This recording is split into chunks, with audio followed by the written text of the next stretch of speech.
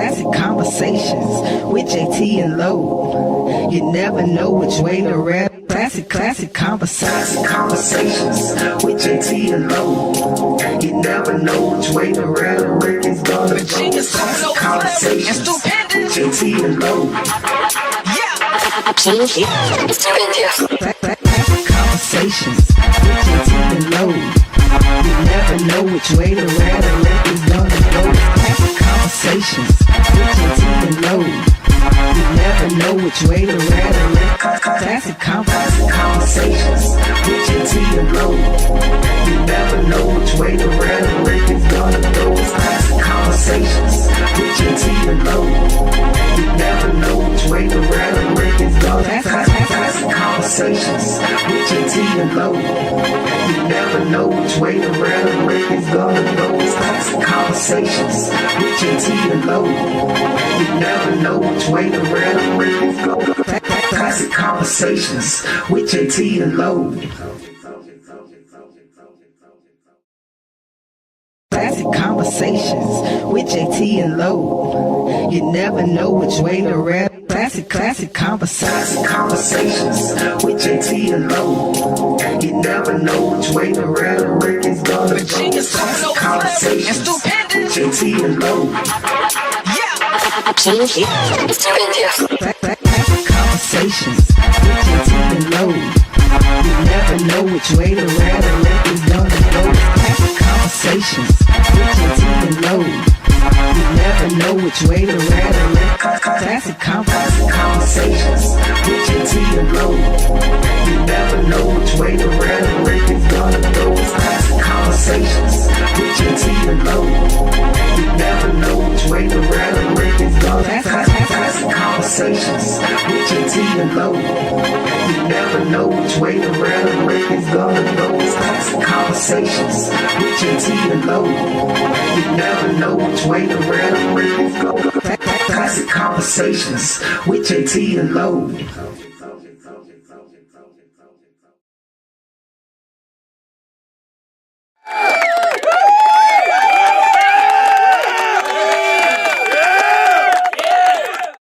Hey, yo, y'all know what time it is. It is 8:30-ish, and I mean ish on the ish. So that means it is time for Classic Konversations with Jae Tea and Lo.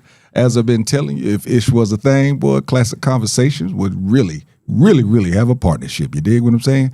Because, yeah, we live on the ish. We live on the ish. Listen, man, we're going to have a great conversation tonight. As you see, I have a guest in the building. I'm going to introduce him to you in a minute. For the time being, I just need for you to go ahead and hit that button over there, the one over there with the arrow. It says share, but just in case some of y'all, might be having a drink or whatever, and you can't actually see the word, it's an arrow, and it's usually pointing to your right. Yeah, pointing to your right. Hit that button. I need you to hit that button. Angelo? Tell a friend, tag a friend. Push the goddamn button. Push the goddamn button. Boy, we in sync tonight. It's about to happen, you dig?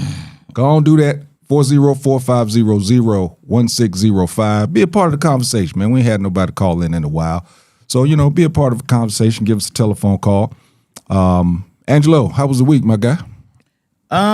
Good week, man.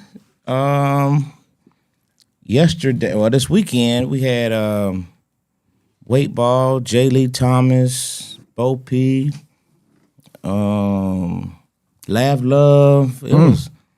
It was a really good weekend, man. They rocked out at Uptown Comedy Corner at KOD. Had a good weekend, man. Destiny did everything Thursday. So yeah, it was cool. And then yesterday, went to Rodney Hardiman's birthday party. Rodney's the one who set up the Bob Sumner event. Mm-hmm. And had a good time up there, man. Hanging with them, and he gonna put us down on some more interviews like we did with Bob Sumner, man. So real excited about that. We all good with it, Rodney. We all good with it. Yeah, man. So it was cool, man. So can't complain at all, man. As you can see, my Go Blue brother over there, man. You know what I mean? Michigan Sweet 16 bound. Men and the women. Yeah, women blew out somebody yesterday too. So Yeah. Yeah. So still some exciting basketball to get live for JT. I'm sorry, but still some exciting basketball out there, man. See, you know what? I was gonna just, let it roll, but I ain't gonna be this way because I was gonna tell you something, but then I was like, you know what? He gonna rub it in about, No, I wouldn't do such a thing. All right, well, I'm gonna be polite. You got a leaf in your hair, man. You got a leaf in your afro. Do I? Yeah, so I was gonna let it stay since you want to rub stuff in. You got it. The wind blowing outside. Yeah. You got it. Nobody else saw it. You know. But since you brought it up, I'll go ahead and introduce the man to my right. As you can see, he got the M Cup posted up proudly. I like it. Yeah. We have in the building Mr. Harold Outley, aka Poetry by Mr. Outley. Words spoken by Mr. Words Outley. spoken by Mr. Outley, yes, and also aka Mr. What Up Doe. What's happening? What up, Doe? You know what it is. My man Jae Tea. The 313 is good? in the building. You dig? Yeah, we here. West Side. Hey man, glad to have you here. We're gonna let him speak on a new project that's coming out. We're gonna get to that, but for the time being, good week for you, my guy. Everything straight? Oh yeah, man. I took a drive up to Nashville over the weekend. Yes, I saw that. To see New Edition, Boyz II Men, and Tony Braxton. How was it? I was gonna say, let's go ahead and go into that right now. That was an experience. I didn't want to go see them in Atlanta. Wanted to do something different.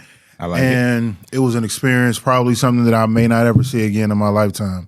And when I tell you, they put on the show from the very beginning. And what I was the most impressed with is the Boyz II Men was dancing. When I tell you they was dancing, yeah, I'm talking about somebody probably had some Bengay in the back. They would get down like that. But everybody did well. And it wasn't like one person went on, then the other person went on. That's what I heard. It was like they was interweaving. Somebody come and do a couple hits. Somebody come on up through the ground. They was hitting you back to back to back. Dope. Obviously, you couldn't get all the hits because there's so many, but yeah. Excellent show. That arena was full. I'm sure that's going to be sold out everywhere it goes. Everywhere it goes, I'm sure it's going to be sold out.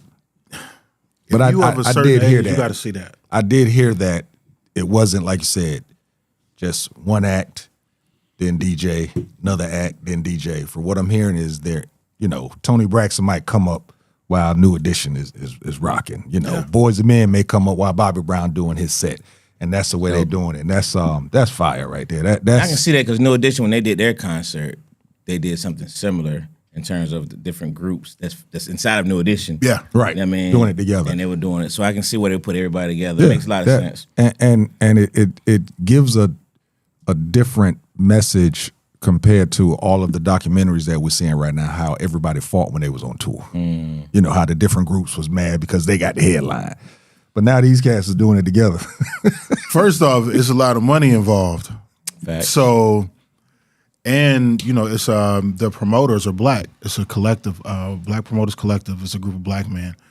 This is their third tour they did with New Edition. So, for them to be getting paid, because money is always an issue. The ego is not an issue, and these guys is over 50. So you don't want to just be doing it. And that show was at least 2.5 hours. Wow. Nonstop. I was tired. By the time I got in the car, it was after 11 o'clock. And it started at 8 on time. Wow. So when they do come to Atlanta, this is definitely something that you ought to see. It should be seen. That's dope. That's dope. Yeah, my neighbor, he went to see it down there also. He went to it was Alabama, was Birmingham, probably. Yeah, he went out of town to see it. He said, bro, cheaper tickets too. Oh, always cheaper, always. Hey, that gas money, that gas smaller markets. Yeah, that gas money is not that high. cheaper. Go ahead and roll out, bro. It's always different like that, man. Always different like that. Yeah. Well, as you know, Classic Conversations, we always jump into our little sports segment at the beginning. So as you can see, they're flexing Michigan Go gear, blue. and I'm kind blue. of like just wearing black and white because my Tar Heels are out. Oh, really? I didn't know that. And my black coach and his white wife, I'm hoping, is going to be replaced But I don't think it's going to happen. I think we're going to end up keeping the coach because I'm seeing some of the names that you would have thought they would give a chance or give an interview to are being hired already. So I have a feeling, because the word was they was trying to come to a resolution where it didn't look like he got fired. As it should. You know, it was going to be like a resignation, him walking away or whatever. But I have a feeling that he's going to stay for another year. I have a feeling it's going to happen. You got don't you have like 2 top 10 recruits coming? We got 2. I know the Mingo kid. That has a lot to do with it. And we're trying to get the Mingo kid's brother. His brother's at Penn State, trying to get him to transfer down to play with his brother. Everybody keeps saying Kenny Smith. I don't see that happening. I don't think Kenny Smith is a coach. Why would you leave? And why would he do it? Like you said, when I can sit up and talk about it instead and make they got his son there, which really that's stress for. Exactly. Hey, man. Exactly. I can sit there and laugh and chuckle with Charles Barkley and Shaq. Ain't no way I would do Ain't no way I would leave that job.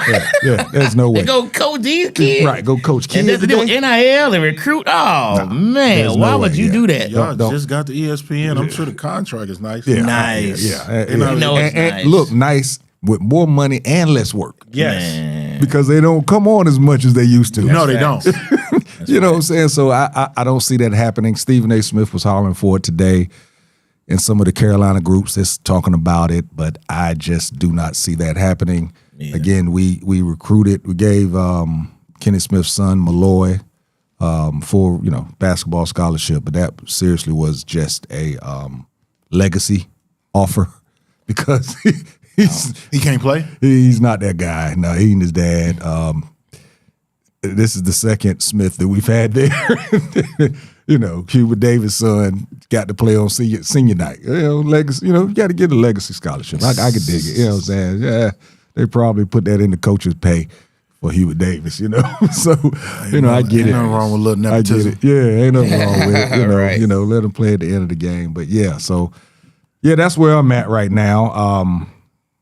I had picked Florida to win it. They got beat the other night. Yeah, you're gonna lose our pool bad. Yeah. That wasn't good. I couldn't believe that loss. That was just. I don't think it was coaching. I think that was the player that just did a bad defensive play on that by trailing the play and all of that good stuff. I think very few people who are not Michigan fans actually picked Michigan. So now Florida gone, everybody's gonna lean towards Duke. Since Duke beat Michigan earlier in the year. But in a good game. So it was a good game. It's a little different now though. Yeah, I think people are I don't think the people that picked Florida is gonna lean towards Duke. The only people that's picking Duke are Duke people. Nobody else wants Duke to win. You don't think so? No. Nobody Based else on who's left over there. Arizona's on our side. To even get to the championship. Well, yeah, I'm just talking about y'all got to play each other. We'd have to play Arizona to get there. Florida was on the side with Houston and Duke. Oh, I didn't. So Duke is the other 1 seed. Houston's the 2 seed. Oh, I didn't realize. It's gonna get interesting. Wow. Yeah. Wow. Yeah, we would have to go through Arizona, but they got to go through Arkansas. So that's just. Is that? That would be Elite Eight. Elite Eight. Yeah. Mm-hmm. Yeah, Arkansas. But none of that matters. Yeah, I like Michigan. None of that matters. I got Elliot Cadeau. I always root for the kids that leave Carolina. I always root for them other places. I hate to see Vanderbilt lose. We had 2 Carolina guys there. We spread out all over the place. These guys was under Hubert Davis. This is why he's in the position he's in right now, because all of these good players left. Oh, there's another one that plays with St. John's. Yeah. Yeah, we spread out all over the place, helping everybody. You might get one. Sorry, y'all. I was about to go down the rabbit hole. It's okay. I was about to go down. I was about to go down the rabbit. Hole. No, they're not, Frank. They're going down the Final Four, buddy. If they make it. Yeah, I was about to go down the rabbit hole. Frank, you know what I'm talking about. Frank need to turn his TV on. Yeah. And the craziest thing is looking at the Carolina game. Me and Angelo coach a flag football team, right? Okay. So, they decided to have a Zoom meeting on Thursday night. My Tar Heels was playing. But I figured I'd log, This is no lie, bro. And now I promise you, man, I'm not making this up. I logged on, and we were up by 15 points. By the time we got done with the damn Zoom, we were going into overtime.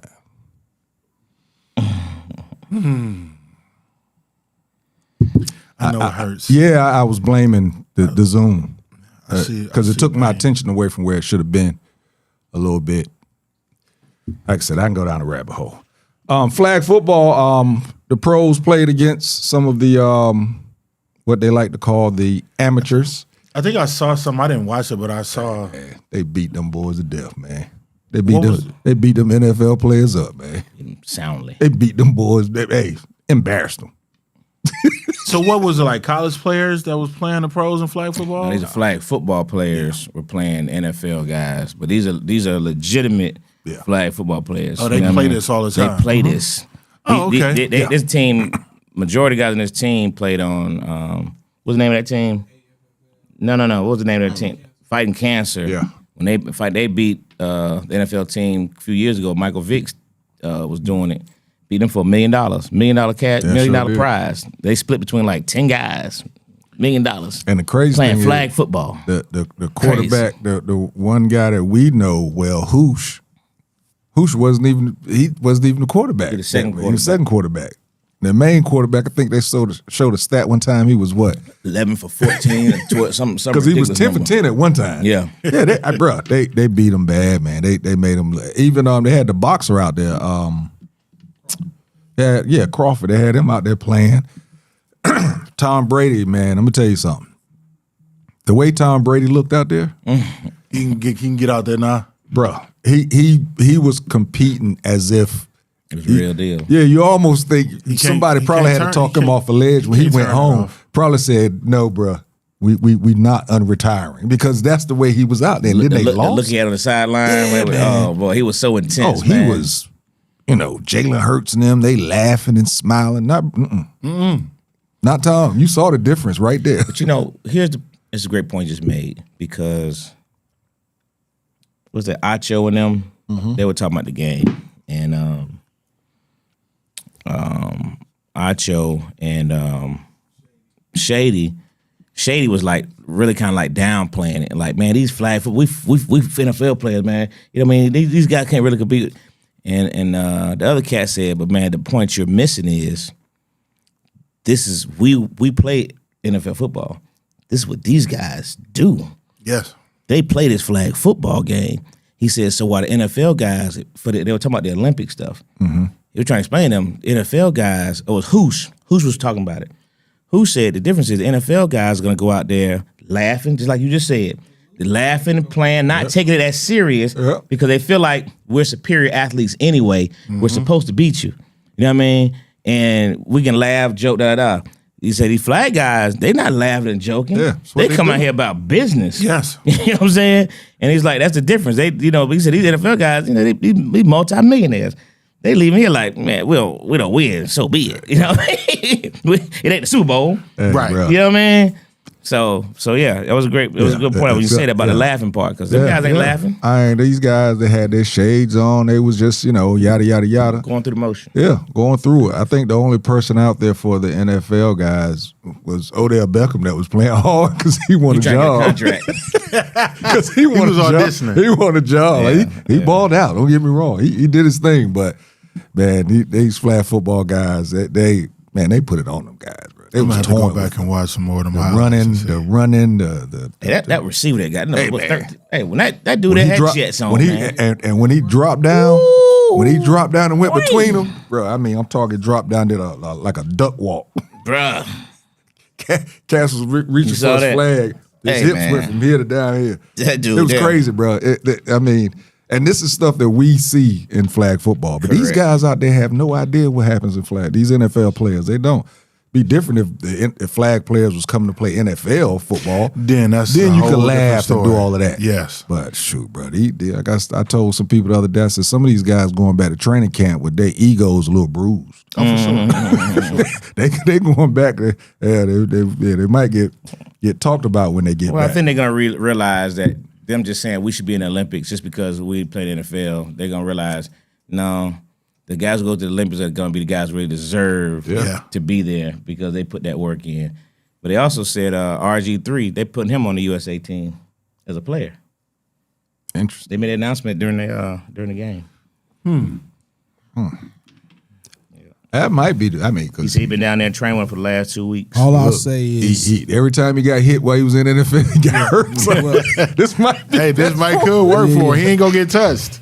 all I'll say is our flag football team is 1-0 against the USA starting quarterback. Say it one more time. Our flag football team is 1-0 against the USA. Oh, yeah, Oh yeah, that's right. flag football. Yeah. Absolutely. Yeah. Absolutely. Hoosh. Yeah. Who's and we came back like we was like 20. It was like 26-8, wasn't it? Yeah. Something like that. Yeah, Something we crazy. put Hoosh in a box. Yeah. Lock him down. That's the difference between flag football. That's the difference. That's right. When you seen it before, you can adjust. Gotta make adjustments. Come on, man. Facts. The first ever Big facts. Olympic flag football player is actually on our team. Remember I said it years ago. First should have been. Should have been. Yeah. All right, bro. He died a long time ago, man. Long time ago. Long time ago. I said, man, that dude, if they had flag football in the Olympics, he'd be the starting quarterback. Yeah. Yeah. I think I'll watch that in the Olympics, flag football. Oh, it's gonna be It's interesting. exciting. that. It's gonna Yeah. be exciting. Yeah. It's five man, so it's a Little fast game. Yeah. You know what I mean? It's a real fast game, real athletic type game. But the strategy is the strategy. If you don't have the strategy, And they play overseas. Do not get Oh, it really? twisted. Oh yeah. Okay. Yeah, they play overseas. Mexico gonna come at it. Yeah. The NFL NFL guys. too, yeah. Absolutely. Yeah, they play overseas. They play. I mean, when we do these tournaments, they have some of them teams coming from overseas that play. Yeah, Oh, wow. So it's not foreign to them. You know, it's foreign just to the NFL players, and they didn't recognize, but they know now. Little short takes. Atlanta International Airport, man. Yo. So ICE is now working at the Atlanta airport. It has no idea how to do the jobs of the TSA workers who have actually stepped away after weeks of no pay. Show you how bad it is.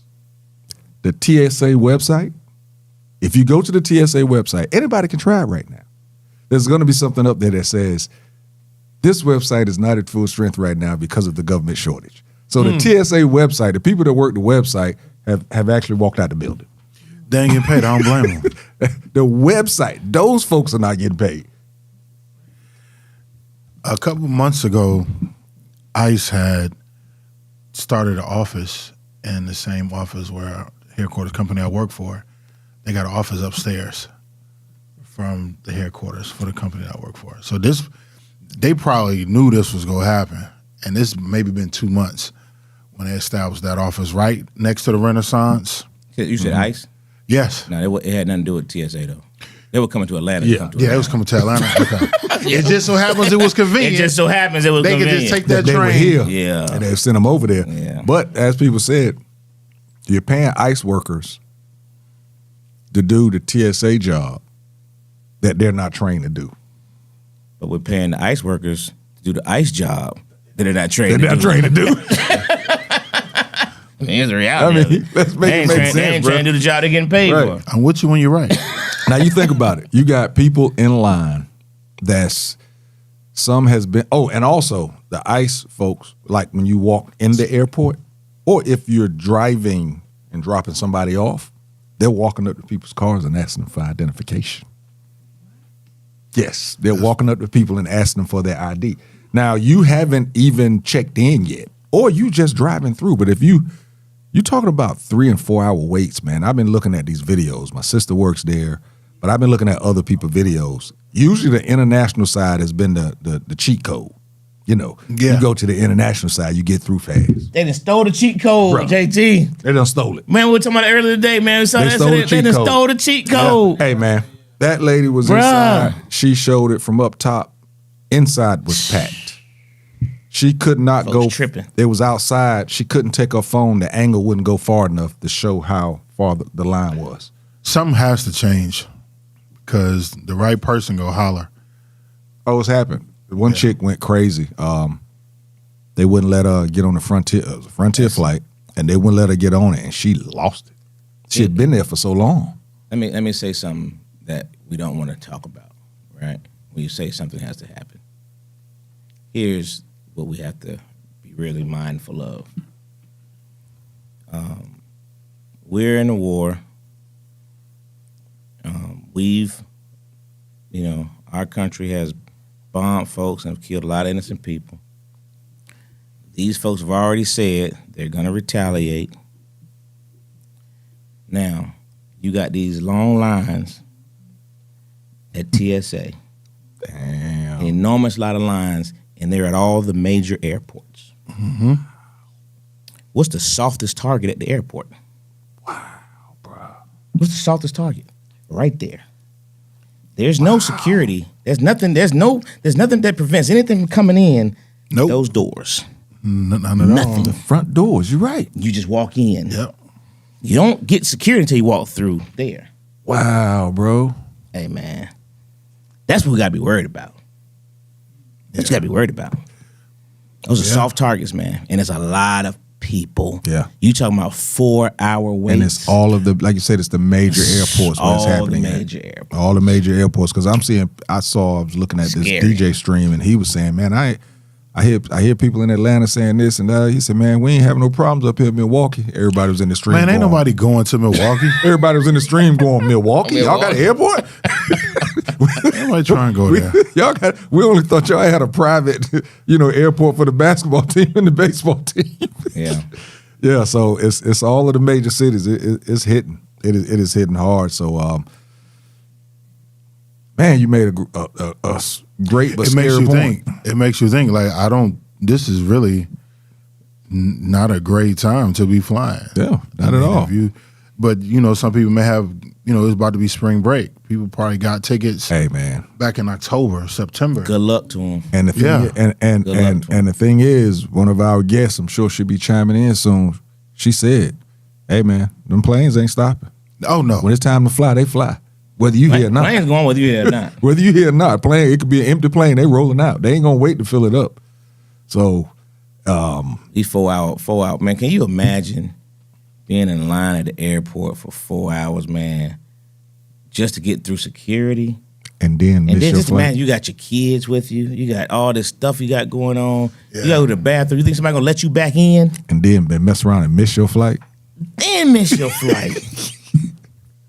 Man, you got a refundable ticket. That junk's crazy. Good luck with that one too. One of my people said that he was in the airport for 4 hours in the line. It was out in the garage or like out in the parking area. And everybody missed the flight except for 4 people.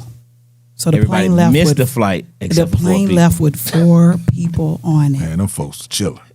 Hey, that's crazy. Hey, man, That's them folks had crazy. the That's whole crazy. row. But they said the plane leaving regardless. Because you got to figure Yeah. the ticket's Plane already over. bought. Well, Right. some of the pilots were trying to wait. Mm-hmm. Some of the pilots were trying to wait, but I can see that. I but can see how long, the right? pilots having empathy and Yeah. wanting to do that, but the schedule's the schedule, and they that airline money is there. Like I said, the ticket's been bought. It's no refunds. You ain't gonna get a refund an hour before you about to fly. Think about how many people are probably trying to get refunds standing in line. They're like, listen, we gonna give you this credit. You can use that. You can hold up to it for a year.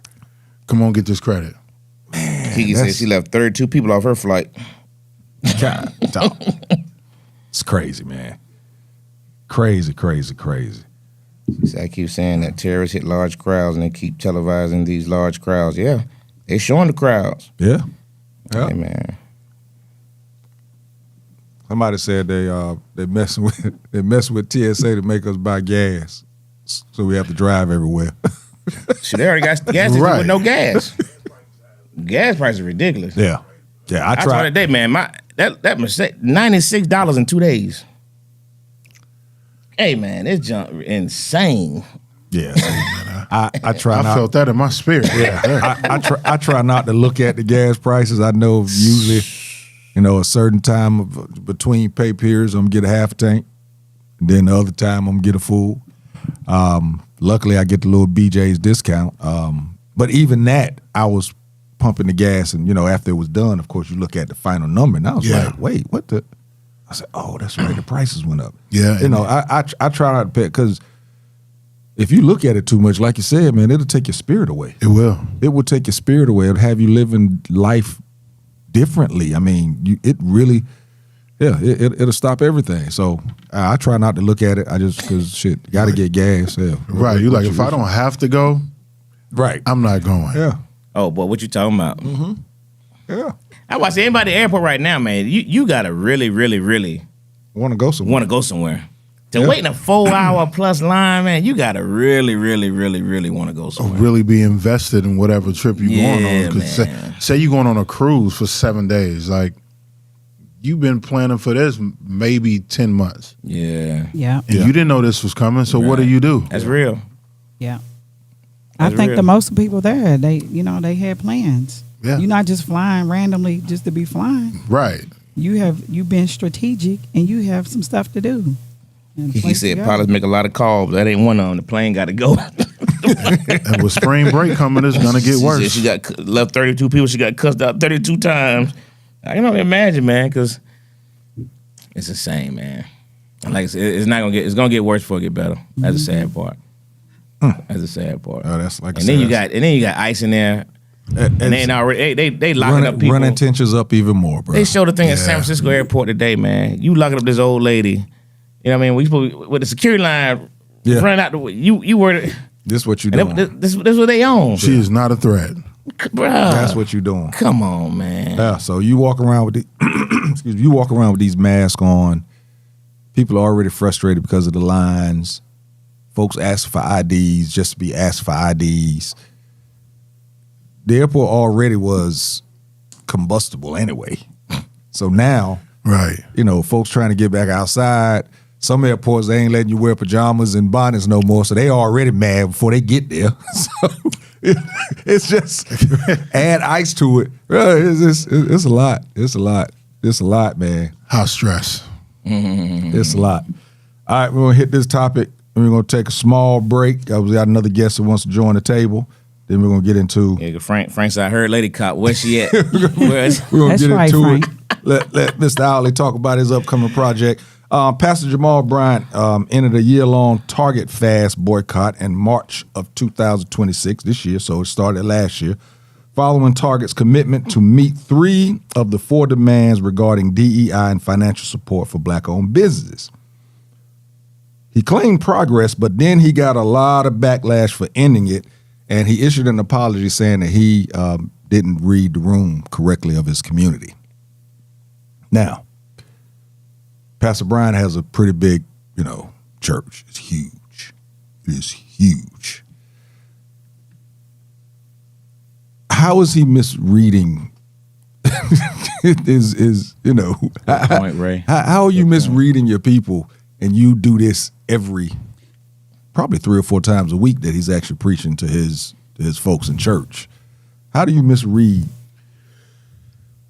as the pastor, the leader of your flock? How do you misread the words? I just said that we're going after this. Yeah. I said we're going to hit this topic, then we're going to. You said she gonna comment. she knows she gonna comment. You said she gonna comment. No, you good. Go ahead. Go ahead. You miss what your congregation or the people around you want when you don't listen to them or ask them. I think he just made that decision on his own and came out and said it because everybody was outraged. A lot of people were outraged about that. Like, we didn't choose you to represent us to say yay or nay. And it's a collective decision, right? Because when we did it, it was a collective decision. People were posting saying this is what we're going to do. Mm-hmm. Join us. So when you start saying it's over and you have a big audience and we're not agreeing that it's over, that's a problem. I don't think he asked anyone. So I wonder if there was something at Target that he wanted to get. Well, Jae Tea's right. Somebody got in his ear. Been missing out on for the last year. And that's what everybody said. They said, did he get how much big of a donation did he get? Target made 2 big initiatives, and I don't remember exactly what their dollar amounts were. Okay. But Target made 2 big initiatives to the black community and black business. And Jamal Bryant, based on those initiatives, said, this is what we were looking for. You've met, what we're trying to do. That's why he's supposed to end the boycott. So some kind of deal that he made with Target. Now, as I always say on this show, you ever want to find out what it is, follow what? The money. Follow the money. Follow the money. Follow the money. There's a money deal that was made with Target and Brother Bryant. I knew it. Whether it was Brother Bryant directly, but there was a deal made. Yeah. Target did 2 initiatives, and he felt like, okay, good job. This is what we needed. We can end the boycott. And these folks like, wait a minute. Hey, we did. What? How did it help us? You know what I mean? Yeah. It's gonna we come riding out. with you. How did it help us? Right. It's gonna come out. It's gonna come Just a out. matter- just a matter of time. It may take a minute, but it's gonna come out. Oh yeah. Hey. Yeah. Probably. That money trail. Yeah, yeah. Just follow that money trail. He better not buy no new cars. That's all I'm saying. Don't buy nothing new. It won't be a car. It's gonna be something way more Yeah, I'm about magnificent to than a car. say, yeah. Oh, for sure. It's gonna be some land somewhere. Yeah. It's gonna be something way Yeah. more magnificent than a car. Yeah. He gonna wait about Believe 6 that. months. Yeah. Believe that. You're gonna try and give it a minute, but so basically right now, people, the boycott is back on. Okay. Exactly. That's where we at. I never really shopped at Target anyway. Yeah, I've so. never been a Target guy myself.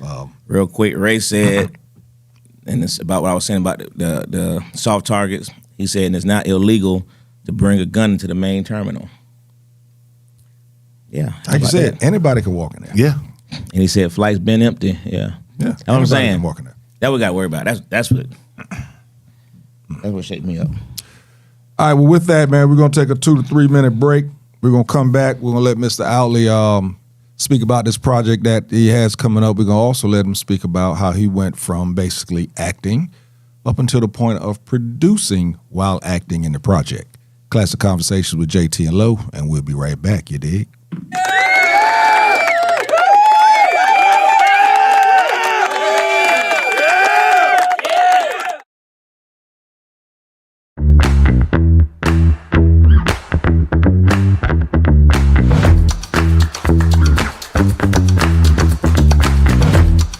New phone. Listen, man, I've had iPhone 11 for a long time since iPhone 11 came out. What? Yeah, iPhone 11, and I wore it with pride because I was like, I'm not getting a new phone every time one of these things come out. That's fair. You know, the whole family got better phones than me, and it's okay. So I'm at Sam's, right, and I'm unloading my cart, and my mom calls me. I put it on the speaker until I get my Bluetooth. You look in the parking lot. It was dry to the left. It was dry to the right. It was dry everywhere you could see. My phone's on the back of the trunk. It fell down in the only freaking puddle in the entire area. And that phone went face first. That joke ain't been back on since, man. It went zoop. So Lo, I'm gonna just go and tell you something. That iPhone 11 decided it wanted to die. It jumped. It jumped ship. That is funny. That iPhone 11 was like this. He can't keep pushing me like this.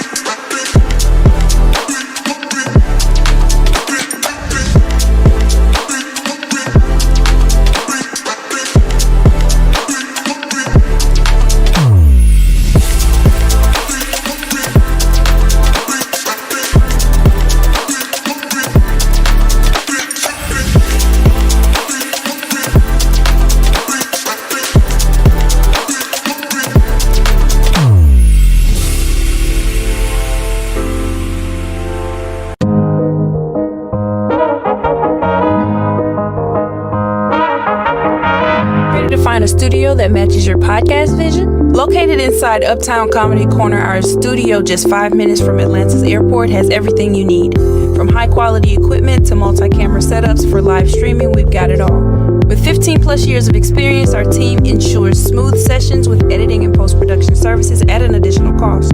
Plus, our competitive pricing make it easy for creators of all levels. Contact us at 404-500-1605.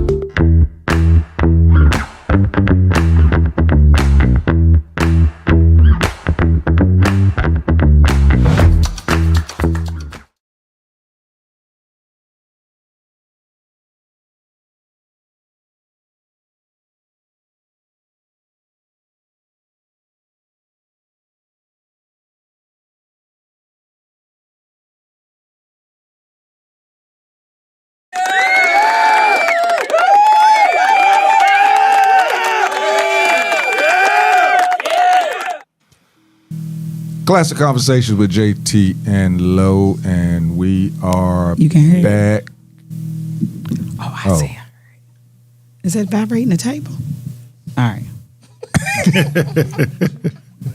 You gotta understand, man. She don't rock with this cigar smoke too much. That's why she has her own personal fan over there. So yeah, Classic Conversations with Jae Tea Lo, and we are back, man.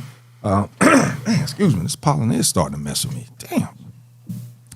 As I said, we're gonna get talking about Mr. Outley and his project, but before we do that, have to talk about 45, 47. You know, try and stay away from it, but he just won't let you.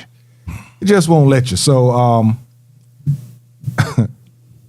45, 47, if you're not understanding what I'm saying, the 45th and 47th president of the United States of America said that he's actually glad that Robert Mueller's death happened. Said he's glad he's dead because he can no longer hurt innocent people. He said this out loud, folks. Robert Mueller, who served as a special counsel during the investigation into possible Russian interference in favor of Trump during his 2016 presidential election, died at 81 following a multi-year battle with Parkinson's disease. He served as the FBI director from September 4, 2001 to September 4, 2013.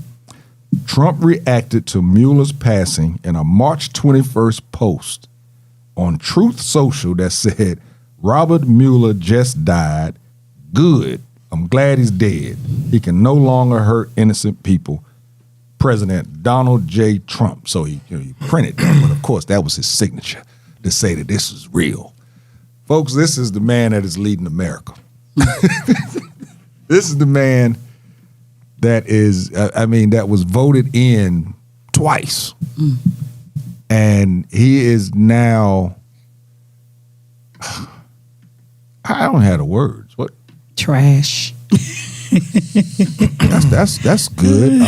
He is doing exactly what he said he would do. He is being the way he's always been. So none of it surprises me. Everything he said, he does what he wants to do. They fear him. And he is being exactly who he is. And people voted for him. And if you did not vote, that means you still voted for him. Ooh, boy. Facts. Ooh, boy. I mean, he's right. He's a baby Folks don't man. like to hear that.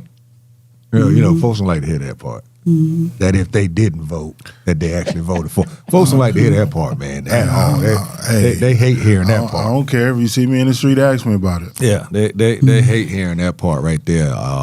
There's so many folks that walk around saying, man, no matter who the president is, it ain't gonna change my livelihood. I've heard that. I've heard that so many times. So you got Robert, you got this guy, man, this occupant. Thank you, Frank. Yeah, we saw that joke. So you got the occupant, man, who has mocked the death of yet another veteran. Robert Mueller was a Marine veteran, Vietnam vet. Took a bullet during Vietnam, healed up, went back to fight again, got a Purple Heart, and then did all that time with the government that you already read out. And the occupant of the United States says, I'm glad this man is dead. So, and you're right. This is who he is. My concern, and is not even towards this guy, because this guy's a bumbling. But it's the lack of outcry from the rest of the country. The lack of outcry from your evangelicals, you know what I mean, who anoint this man a saint. You know what I mean? They will justify anything this guy does or says. You know what I mean? And then they say, you're unpatriotic. This man mocked the death of a veteran Purple Heart recipient. You know what I mean? If that's not unpatriotic, I'm lost then. What is it? Right. You know what I mean? This man, but there's no outcry. Now, keep in mind, the vice president occupant wanted to have people, remember he told people, report your neighbors when they were talking about when Charlie Kirk got killed. Right. They had an outcry. If you talk bad about Charlie Kirk, Jimmy Kimmel got suspended off of television for talking about Charlie Kirk, who served no one but Charlie Kirk. But this is a veteran who served the country, and you said, I'm glad this man is dead, and nobody says nothing? You know what I'm saying? Hey, nobody says nothing? This is insane. This junk is, hey man, it just Can't make this up. I know it's just mind-boggling. I've said it a couple of times. It feels like a script that somebody wrote. Yeah. It feels like we're actually looking at a movie. Yeah. I mean, folks, if you ever wanted to feel what me and this man feel in acting, you're in a movie. You're in a real life drama right now. You just don't know You'll watch that movie. Hey, if you really saw this stuff happening in a movie, you would be laughing and be like, "Man, this ain't real." 100%. There's no way. Right. Hey, you would think it's one of them, what's them little movies with spoons? Yeah. You would think this was a spoof. Like we're looking at Airplane. Yes. Yeah. You would never believe. It would be called President 26. You would never believe this is real. You would never believe this is real. Yeah, You know who he acts like, but it's real life. Is Michael off of The Office? How he just always says the most inappropriate shit and stuff. Speaking of inappropriate, he's racist. He's all these things, but he's running the whole office. Like no. Speaking of inappropriate, man, and then he goes on. You see the thing he did with the lady from Japan? That was terrible. Hey, that was terrible. This man says, "Oh, who's better surprise attack than Japan?" Right. You heard the room get quiet. The whole room. Hey. You didn't let us know nothing about Pearl Harbor. Hey. That lady was lit. She was lit. Yeah. Again, you would think this was a movie. Yeah. Bringing up old shit. Why you bringing up old shit? That's what she should have said. She's already, the thing about it, 82% of the voters in Japan, they don't even agree with what Trump is doing in Iran. So he's already on thin ice. None of Europe agrees with them, with Japan even trying to help us, right? That's what the whole Japan thing also started has from, treaties. because they were saying that you did this and didn't let anyone else know. Right. And that's what he came back with. Surprise bar.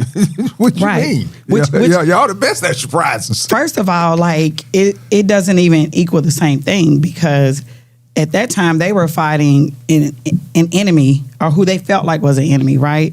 But they're saying if we're your ally, that's like I'm supposed to be helping you. We supposed to be, in this together, but you don't tell me that you got something up your sleeve for these people, right?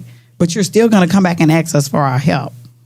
The thing about Japan, those people, the technology that they're doing, the way they are trying to run their country, the things that they are putting out, they want to actually bring more peace to the world than be in these wars. They actually have added some things to their constitution, basically to keep them out of war, unless it is an extension. I think they said an existential crisis where the people are going to be hurt, or Japan is going to be hurt. They don't really want smoke. They want peace. Right. So, you dealing with somebody. He's on thin ice.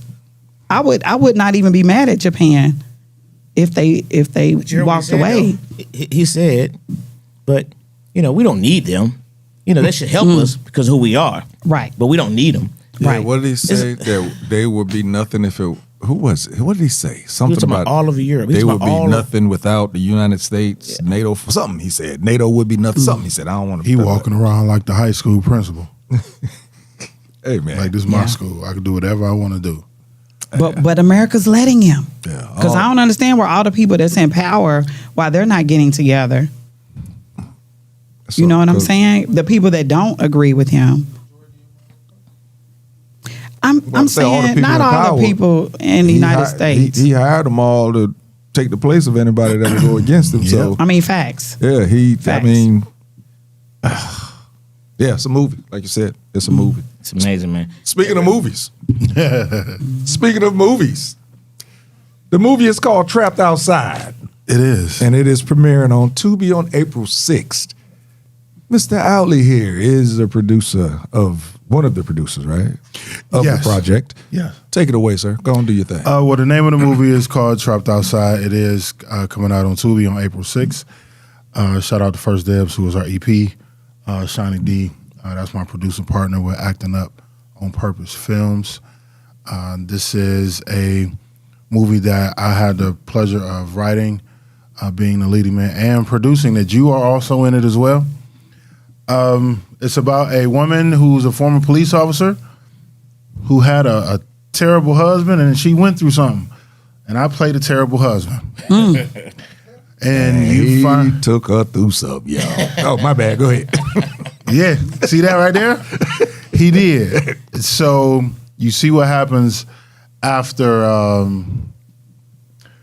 the husband gets his karma, and the story starts from there. So it was a beautiful experience. Shani had came to me with the story, the idea. She was like, "Look, I'm not a writer. You are the writer. Here's what I have in mind," and she just gave it to me. And it took about 6-7 months for us to get it done. I appreciate you coming to being a part of it. No doubt, bro. She was like, "Hey, do you want to be a producer?" And I didn't realize things that I was doing was already in a producer realm. What you doing, right? But to be officially a producer for this film and learn and see what goes on behind the scenes. Because all the people see is what's on that screen. But if you knew what it took to get to that point, that's why when it's over, everybody drink a bunch of alcohol. But I am looking forward to everybody seeing it. We having a premiere actually on April 2nd at the Look Dine-In Theaters. It is all the tickets are reserved. It's going to be a packed house. And I'm looking forward to being threatened. Yeah, right. Now I don't want to. We don't want to spoil, the movie, so we're not gonna say too much. But he wasn't like Tyler Perry horrible. Like he didn't like steal from her, get her mama pregnant, and beat her. Well, you know what? I guess you're gonna have to watch the movie and find out. Tyler Perry be having them women. Hey, the men be taking them women up through there. All I'm saying is you worse than Blair Underwood. Right, Frank. That's what I'm trying to figure out. I'm encouraging everybody to watch it. Sounds like comparable. Yeah, April 6th. That's what it is. April 6th is what it is. April 6th. Please watch it, like it, share it. I'm in about 39 Tubi groups, so I'm looking forward to everybody's response and looking for people to actually seeing it and giving their feedback, good, bad, or indifferent. We want to hear it all. Already working on the next one. And matter of fact, there's for those out there that actually watch Tubi. What's my man name? Detroit. He's a Tubi legend. Kamal Hassan, Diesel. Tubi legend. Shout out to Diesel. For real, Shout man. out to He's a Tubi legend, bro. I like him and what he does on film. I'm looking forward to seeing the whole story. When I was there, I did get to see pieces of it because I was, again, when you're actually in the filming aspect of it and you actually get to sit to the back and see how this stuff, how it works, and you don't know the whole story, it actually, pushes you to want to see the whole joint because it was a great time. It was some pretty. I'll be honest with you, this was pretty good. His wife is fine in the movie. This is some pretty good. This is pretty good looking women in the thing. Hey, remember the TikTok video? We have a beautiful cast. Yeah. Well, I remember there was a picture that we posted after one of the days that we shot, and all the guys was coming to my inbox. When they saw me in the picture, I said, dog, we were just shooting a scene, okay? We were shooting a scene. So imagine my feeling and holding on to this baby for months and writing it and after 14 versions and shooting it and it being edited and then actually seeing what it's become. I'm probably going to try to sit in the back of the theater. We're going to have a Q&A afterwards. It's going to be an after party after that. So it's definitely going to be a celebration. But yeah. Let me ask you this. How is that when you're, that part that you just talked about, you started writing it after Shawnee gave it to you. Mm-hmm. Then once you got it done, not being able to really talk about it, doing the project, and still now not really being able to talk about it. How does that? What's that feeling? It was, the whole thing was emotional, right? Because I'm in my writer brain, and when we finally got to version 14 of the script, now my mind has to shift because now I have to get into this character and creating his backstory and doing all the things. And then you get on set, and then it's the producer part of it. And while I still have to be in character, Shawnee will be like, you know what, go be Matthew today.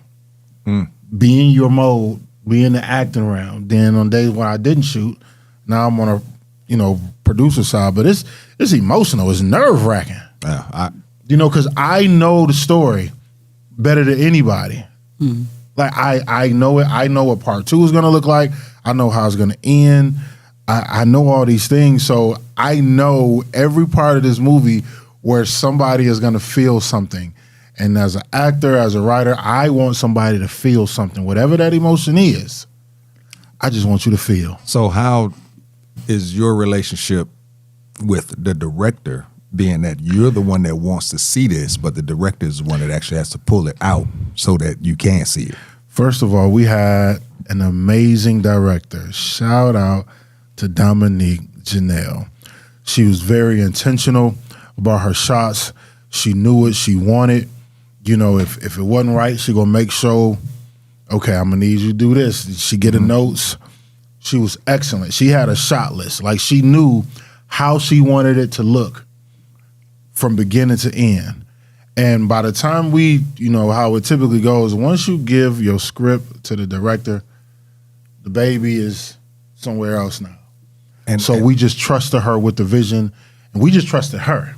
And she did an amazing job. And how hard is that to do? In this particular case, it wasn't hard because me and Shawnee both were already familiar with her work. Like, we both was sending each other stuff like, okay, you see this, what she did? You see this, what she did? I'm like, okay. And, I was just saying, having a woman to direct is different than having a man, because most men are going to lead with ego. A woman can still have an ego, but she's going to have this softness, that softer thing that we're incapable of seeing as men. So having Dominique Janelle direct this film, and she wasn't soft either. She's like, that ain't it. It gave a different element. I'm not saying a man couldn't have did it, but because of the subject matter and how sensitive a lot of the scenes were, we needed a woman, black woman, come on, to give us that energy. So sad. Shawnee said, "Howard is a Swiss Army knife." A Swiss Army knife. Who said that? Shawnee. She said I'm a Swiss. What up, Joe? She said Dom is a beast. Listen, hey Shawnee, I appreciate you going on over there to the YouTube link. I appreciate that for real. A lot of people will sit on the Facebook. I appreciate you. Appreciate you for doing that. Yeah, for real. Does that mean he flips out? You just trying to get the movie told. No. I'm going by what she said. I didn't. Sometimes you have to wear a lot of different hats, so And the character that I play, he had to go to different places. And from an acting perspective, I will hope people want to see the range and the improvement from Men Pray Too. Because I know the work that I've put in. I know I take everything seriously. So again, if I want it to be believable and I wanted people to feel. I like that. I want to be believable. If people can do those two things and the story is good, because how many movies you seen, the story was good, but you like, okay, y'all ain't like the acting. Yeah.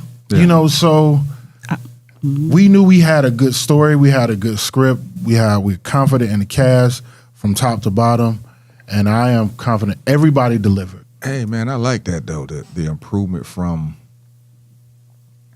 I like that.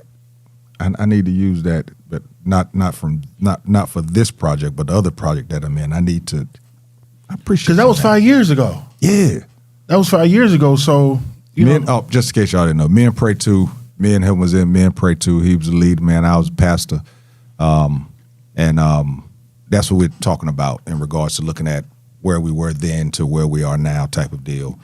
But that's a great. I never looked at that. Oh yeah, man. I like what he said too, because I've actually seen movies that I didn't think the story was that dope, but the acting just took it over the top. Just kept me in there. A great actor can help the movie. He's like, you know what, this story ain't, but that person that you're looking at, they're still able to hold your attention. And trust me, Sierra and Jalea, I said it to her when we rapped, and I'm gonna say it publicly. That woman made me a better actor. She pulled something out of me. Because I knew what she was coming with. So I had to make sure I was locked in. And we had this one scene, and when she yelled cut, we just looked at each other. She said, "That's how you in the scene." And we gave a high five. I said, "You know what?" I had that moment with Coach West. Like when because when you're in it, and when they yell cut, because it'd be silent. And then all of a sudden, somebody started reacting. Ooh! I said, you know what? I know. Yeah. I did what I was supposed to do. So I'm very confident in everybody. It's gonna be looking forward to it, man. Yeah, looking forward to seeing. I always love to see your work, bro. My man was in a commercial doing a Super Bowl. It was for the Winter Classic. For National Hockey League. Yeah, it was for the NHL Winter Classic. It was dope. I'm sitting 2026. He told me to keep my eyes open. And remember, I told you during the first half, I really wasn't looking at commercials. Just so happened the second half, I'm sitting there. Yo, that's my man. Yeah. You killed it, bro. Thank you, sir. The premise behind the commercial was they have an outdoor hockey game, and they do it in a warm climate. So the premise was they have old man winter from different places of the world. So I play old man winter from Miami. So, of course, what I wore in the commercial is what I wore to the audition. So when it was time to do wardrobe, the director came right up to me. He was like, "Can you bring what you wore to the audition?" I said, "I certainly can." They had me try on all these clothes. He was like, That's "No, dope. I want that." And that was an amazing experience. And I've never watched a hockey game in my life. Yeah, sometimes that's good. That's good acting, then, huh? Yeah. Hey. Sometimes you have to go there, man. How was that experience though, man? Because you second or third person I've known now to actually be in a Super Bowl commercial. How was that experience to know that there's no bigger name in sports than Super. Bowl. It wasn't the Super Bowl. It's the National Hockey League. Oh, okay. And you know how like the NBA, they may have an All-Star game, or the baseball had it's similar to that. Gotcha. It's still huge. It's the one game they do per year, and it was huge. But that was my bad. I said Super Bowl. I was going to say I thought somebody. I said yeah. It was nerve-wracking because it was a major scale production, and knowing where I fit in the lineup and knowing I was the only person that looked like me out of the old man winners. Great actors, but I knew when they came to me, when I read the script, I was like, yeah, this is about to be something. And to have all these cameras, all these people, and they like, okay, it's your turn. it's pressure, but I love that because I was prepared. I was prepared for it, and that's what you want, though. Absolutely. And then you around other actors that are good at what they do. I'm like, you know what? I ain't coming here to play with y'all. I couldn't be here. I wouldn't be here if I couldn't be here. Gotcha. So I went in there with a mind state like I'm prepared. I'm ready. Whatever they need me to do, and it was a blessing. My mama was happy. That's what's up. Yeah, my mama was happy. That's what's up.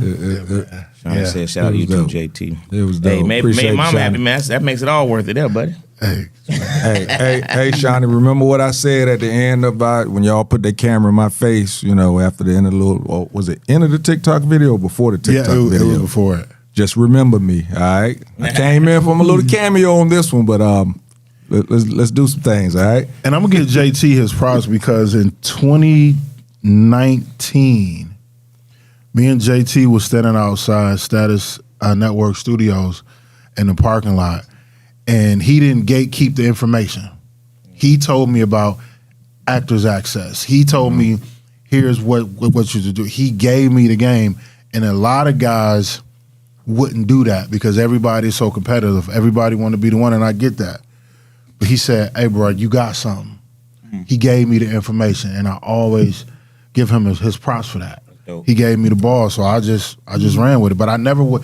I'm not saying I wouldn't have found out, but he was the one that gave it to me. Yeah.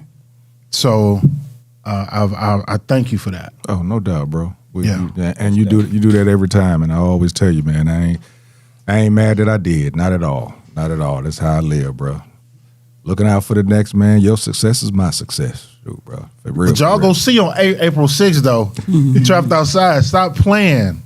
First day of studios, Acting Up on Purpose Films, man. It's personal. JT is personal. Now, I'm going to go and say this because I don't know who go see this. Shawnee, just go on. I'm about to say it. Originally, a long time ago, we was trying to get this film made. And I was slated to play the lead role, but they didn't want me. It's like, hey, they don't know who he is. I don't have a bankable face. Now, I understood that because if you are EP, you want somebody who can attract the people. It would have been comfortable for you to be like, you know what, he can't act. Just because nobody don't know me because I don't have a bunch of followers, that put the battery in my back. First of all, I'm from the west side of Detroit, so I ain't supposed to be here anyway. I was like, all right, cool. But my girl, Shawnee, we stayed locked in. We said, we go get this movie made and you playing Matthew. I said, I am. And I've been carrying that. It's kind of like, you know how Michael Jordan would create these scenarios in his head because he just want to go out and kill? I'm motivated. Like, it ain't to prove anybody wrong. It's to prove that God was right. Like, he already know what he gave me. Okay. That's why when you see me post, when you see hashtag bankable face, because they going to have to come back and see me. Y'all going to come back and see me. I like it. I mean, you have to see it before you can even do it. You know what I'm saying? I didn't want to say achieve it, but you do. You actually have to visualize, your future or those whatever you're trying to achieve. I was going to say that the cover is extremely dropped the cover up there. You giving asshole. And if you go to my Instagram or on my Facebook or my TikTok, the trailer is pinned to the top of my pages.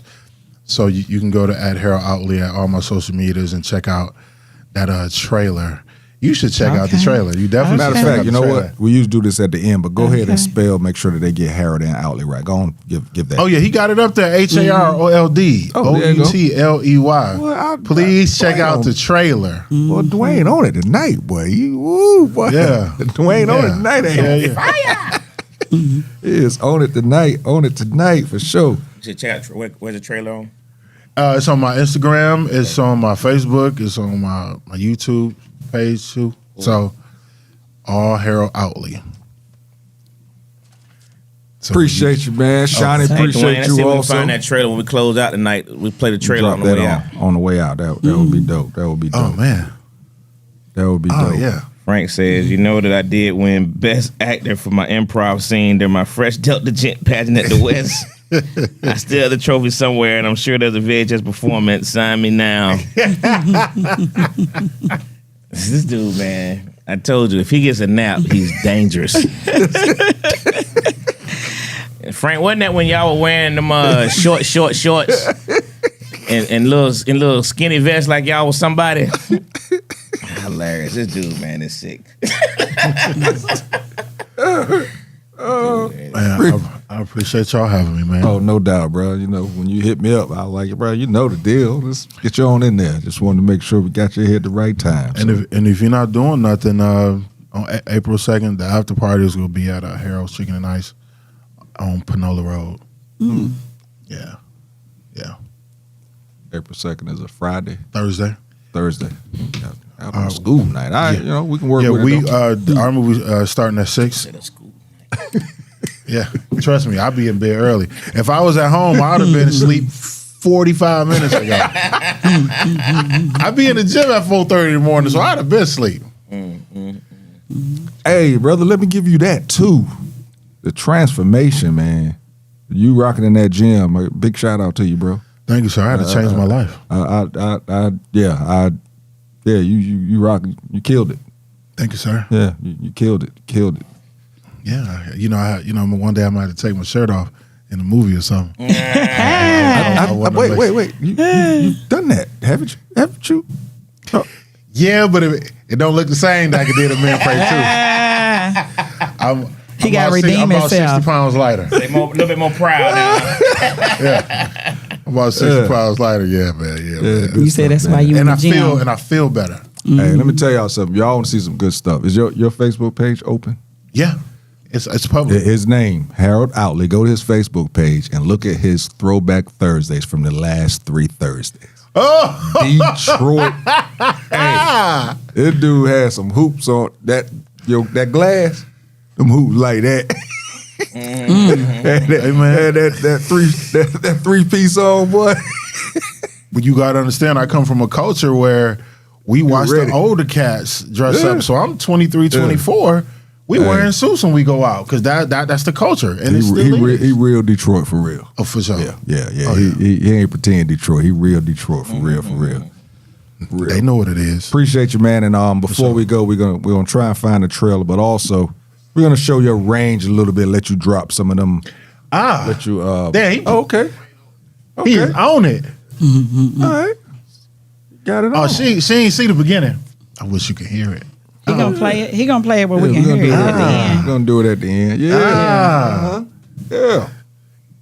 So we're gonna show some of that range and let you drop, a couple of lines from some of that poetry that you be rocking out here in the world with. Okay. So impactful poetry that he does also is pretty dope. So we're gonna move on to the next subject. Again, we're just looking at opinions and things of that nature. There's an accused killer. And accused killer and former boyfriend of a Gwinnett County deputy sheriff appeared in a Forsyth County court Wednesday seeking immunity from prosecution because he was claiming self-defense. He was claiming self-defense because he claims that her training as a law enforcement officer and her skills with firearms and tactics, he believes that she posed a greater threat than the average person. So this is why he feels that him killing her should get him off. Angelo sent it to me, and it does bring up it's interesting because of the training that, you could say some military people too, special forces and stuff like that, special forces, police officers and stuff like that. They actually have a different skill level when it comes to confrontation, one-on-one or hand-to-hand combat or fighting, whatever you want to call it. If they're fighting with someone that doesn't have the same training and they end up killing the person with the training, is that a defense for self-defense? Or defense of self-defense, excuse me. What do you think about that?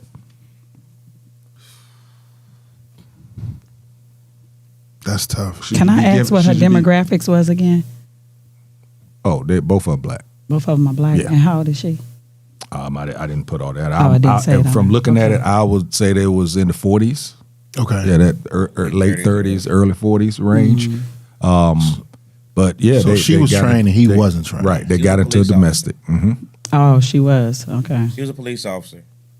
She was a police officer, and he ended up shooting her and saying he did it because he was in fear of his life because she was a trained police officer. Basically said he wasn't gonna win hand-to-hand. I mean, if there wasn't any previous situations that occurred that led up to him feeling afraid, like what did she do to you before that to make you feel like Ooh, that's good. yeah, like what did she do before that? Was there a history of violence? Was any paperwork, any restraining orders? I mean, I'm guessing if you fear for your life, what happened prior to you fearing for your life that made you make that decision to do that? Right. And then why were you with her this long if she's manhandling you? No, I'm just kidding.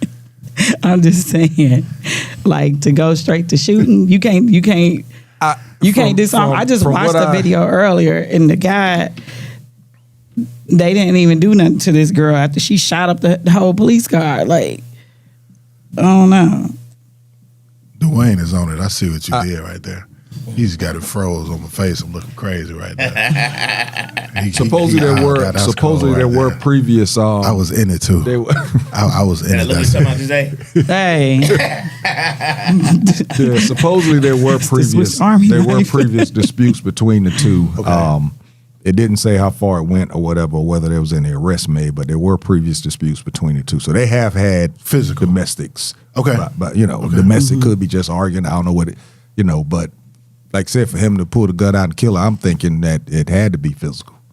not necessarily. I'm agreeing with you guys because it can always be that scenario, but at the same time, that's what we would have to see what the reports say. Because if he may have been an aggressor, I've worked in 2 different shelters, domestic violence shelters, and a lot of times it escalates when a woman is ready to leave. Again, I'm not saying because I don't have let's flip it. all the information because it could be that way. Let's flip it. Just the information that we have. Let's see if this is the woman that killed the man.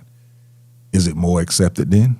Oh, so if you want me to clarify on that, normally they've changed some of the laws. They're trying to work on that, but normally women get way more time than men get because they say that women plan it out, right?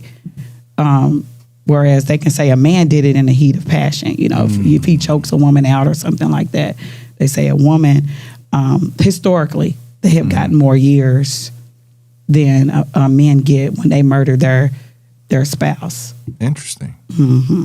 Yeah. But he was arrested.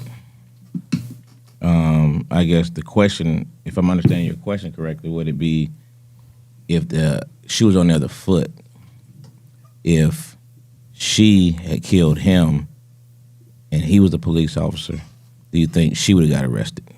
That's more so I think what we had. Yeah, she still got arrested because somebody got killed. Mm-hmm. I don't know if she would have. When you kill a police officer, though, so he didn't get arrested? I think she would have. I think she would have got arrested, but I think off top she would have got more the benefit of the doubt, just because people will automatically assume he might have been abusing this woman for years, and she got fed up. Oh, she had a restraining order? Ah, okay. Okay, so wait a minute. So he's locked up or he's not? He got arrested. Okay. For sure. Okay. I was going to say because oh yeah. If she's got a restraining order and she's a police officer, I think that. Go ahead, Michael.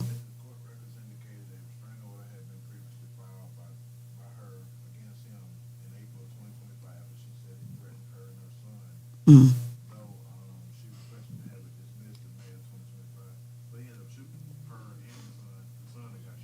You know what? Repeat what he said though. They couldn't Oh hear yeah, him. he's a psychopath. Yeah, basically, she actually had a restraining order against him in April of 2025. She requested for it to be rescinded in May of 2025. Is that what you said? Mm-hmm. May of 2025. So there was some domestics in the past. I mean, Oh yeah. They got back together. Oh wow. Yeah. So, Oh, but yeah. I think I read someplace where the son did get shot. So the son got shot, right? Yeah, he had. Yeah, he has no. He has no defense. Oh, I was about to say, yeah. So that does fit. I said because I saw this right before I left the house. Now I was trying to get it, but I didn't get it all. But I did see something about a son, and to me, he has no. It has no defense with that. But again, I like to pull some of this stuff just to get subject matter, not just on that case. But let's just say, if this was a man and a woman. We'll go with the man first. There was no child involved. Let's say there was domestics prior to, and this woman may have been, let's say the woman was beating his ass, with lack of a better, beating his ass a little bit. And then this certain time he pulled a gun and shot her. And then let's say reverse, if it was man and a woman, man being the cop, been abusing this woman physically for months or years or whatever, and this time she pulled a gun and shot him. Who would get the benefit of the doubt in something like this? And can you use the defense of they were trained to kill, maim, whatever you want to call it, as part of your defense? I think in general, a lot of those cases, there is a double standard involved. It's automatically assumed away. Mm-hmm. I'm not saying it's right or wrong, but it is a way. But I don't think both situations would be looked at differently, just off first glance. Mm-hmm. Yeah, off first glance, yeah. Mm-hmm. I can agree with that. Yeah. I definitely think that in most cases, because either men don't come out or you just don't see a lot of cases where a woman, they're in a relationship and they're reporting that the woman is doing X, Y, Z, right? But either way, either position, if you're a man or a woman, if you are constantly coming at someone, abusing them, and most of those type of relationships come with threats, and somebody follows through on those threats, right? Even if it's like little threats where they're breaking phones or tearing up cars. Once they say something, then either party has should feel. I tell people, if somebody says that to you, they will do it. Just take them serious. That's not even something to play about. If someone says they will kill you or, what have you. So, yeah, you're going to be on guard, But if there's a way to escape, then escape, right? If there's not, then now you're in the catch-22. I do hear a lot of people, and I'm part of them sometimes in regards to in domestics. I always say, why didn't they just leave? And a lot of, there's a syndrome. There's a couple of different syndrome names that they have for it, to where they won't leave or whatever, yada, yada, yada. But we never really talk about it from the man side because, again, men don't, like you said, they don't report it. I remember when COVID first hit, they said it was a lot of domestics, Home Depot, because I know somebody that worked there. They was like, man, there was so many domestic violence things going on with the people at Home Depot, but it was more men getting abused. Not only physical, it was emotional, it was tired of being home. Got tired of being at the house. Go back to work. And you still have the male pride and the ego. Like, how do you tell your homeboy, like, dog, she is kicking my ass? Yeah. I'm taking an L at the crib, dog. Yeah. I mean, sometimes it is hard for people to leave, though. Yeah. Like even when you're not in an abusive relationship, right? I'm silly for this, but rent is high as hell. So some people can't afford to leave. People are staying together. You know what I'm saying? But you, by me working in a shelter, what I see a lot of times is, in general, okay, guys, not everyone, right? But in general, men make more than women. And sometimes, especially if you get into a situation where this person says, oh, stay at home with the kids, So then you try to get out there on your own. If you've been staying home with your kids for so long, it may be hard to get employment or employment that will take care of you and your kids, right? That's a very good point. So you just decide, to stay in there because now you taking the kids from living in a nice house in a nice neighborhood to possibly, again, I'm not saying everyone, but possibly a neighborhood with lower standards because this is what you can afford, right? And you may not be able to afford that. Very good point.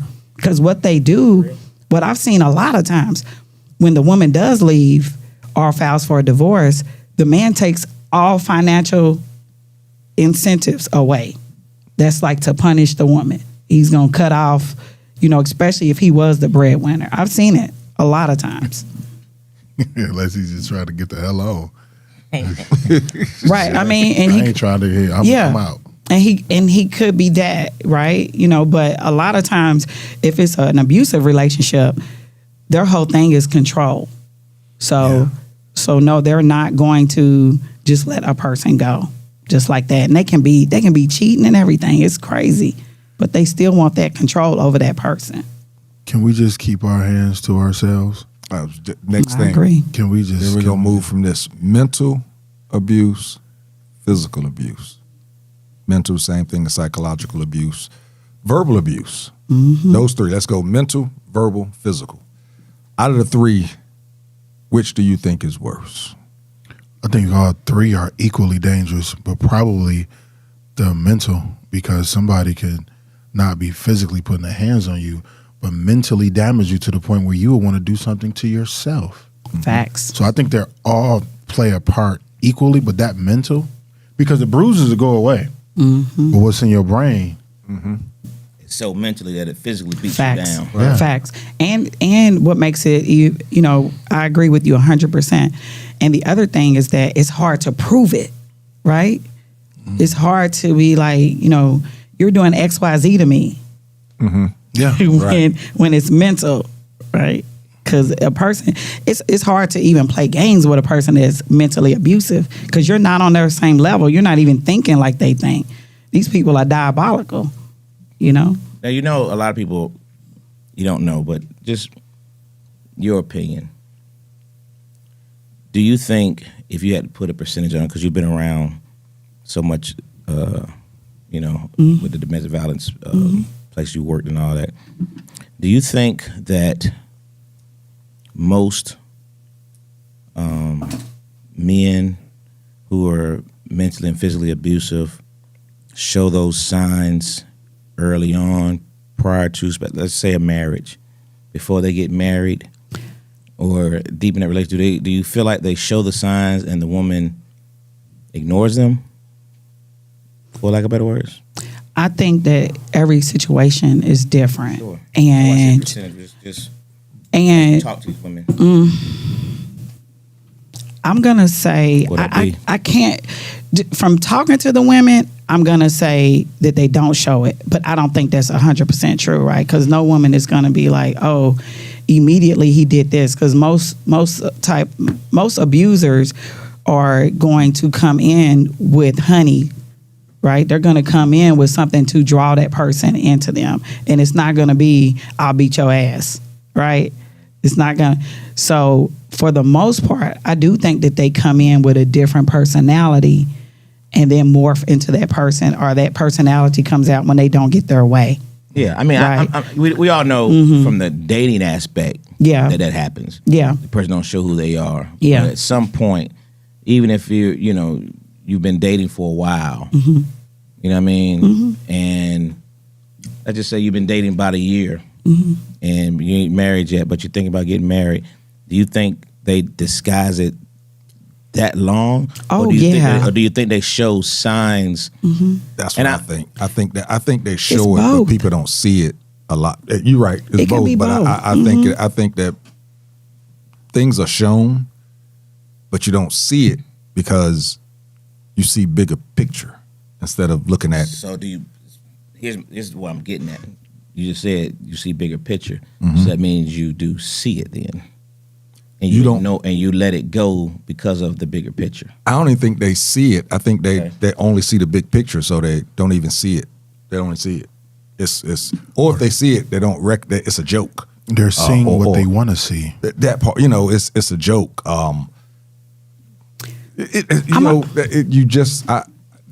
I think sometimes people show who they are, and it don't take a long time for them to show it.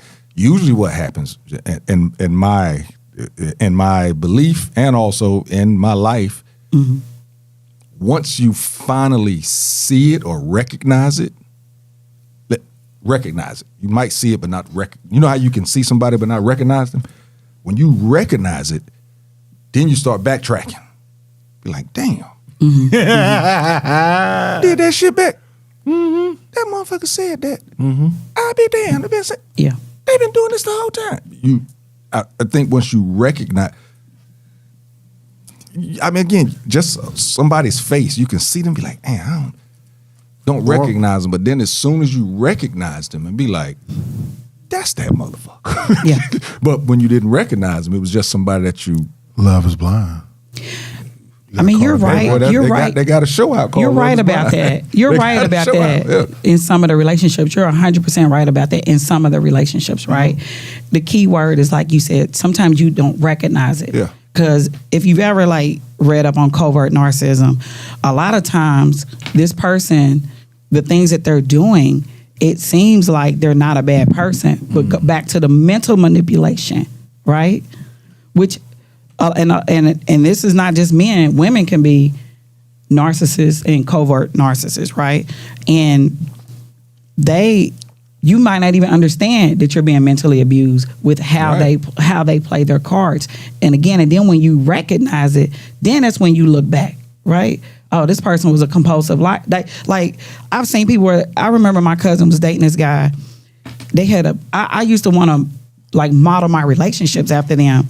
And she said one day he came out and told her he'd been cheating on her the whole time, And I tell people, you can never say that you won't be cheated on or played for a fool, right?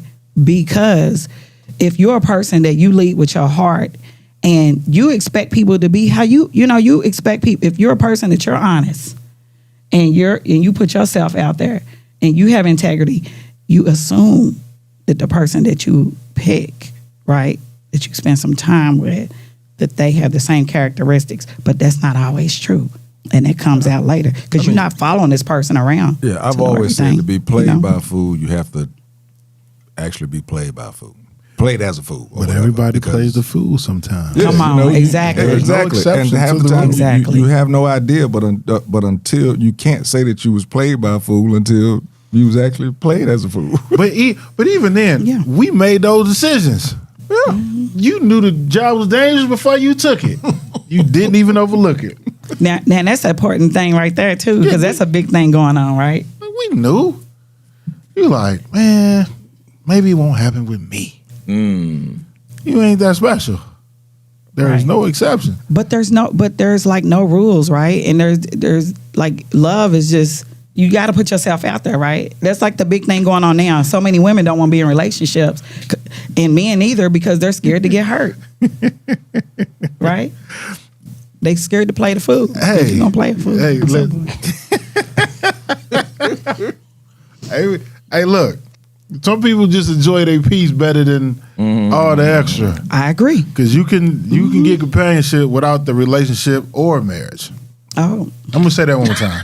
You can get companionship without a relationship or marriage. There are women and men, as you eloquently stated. Yeah. This is the space that they're in. Yeah. Because they've already been through the marriages, the relationships, and they're like, you know what?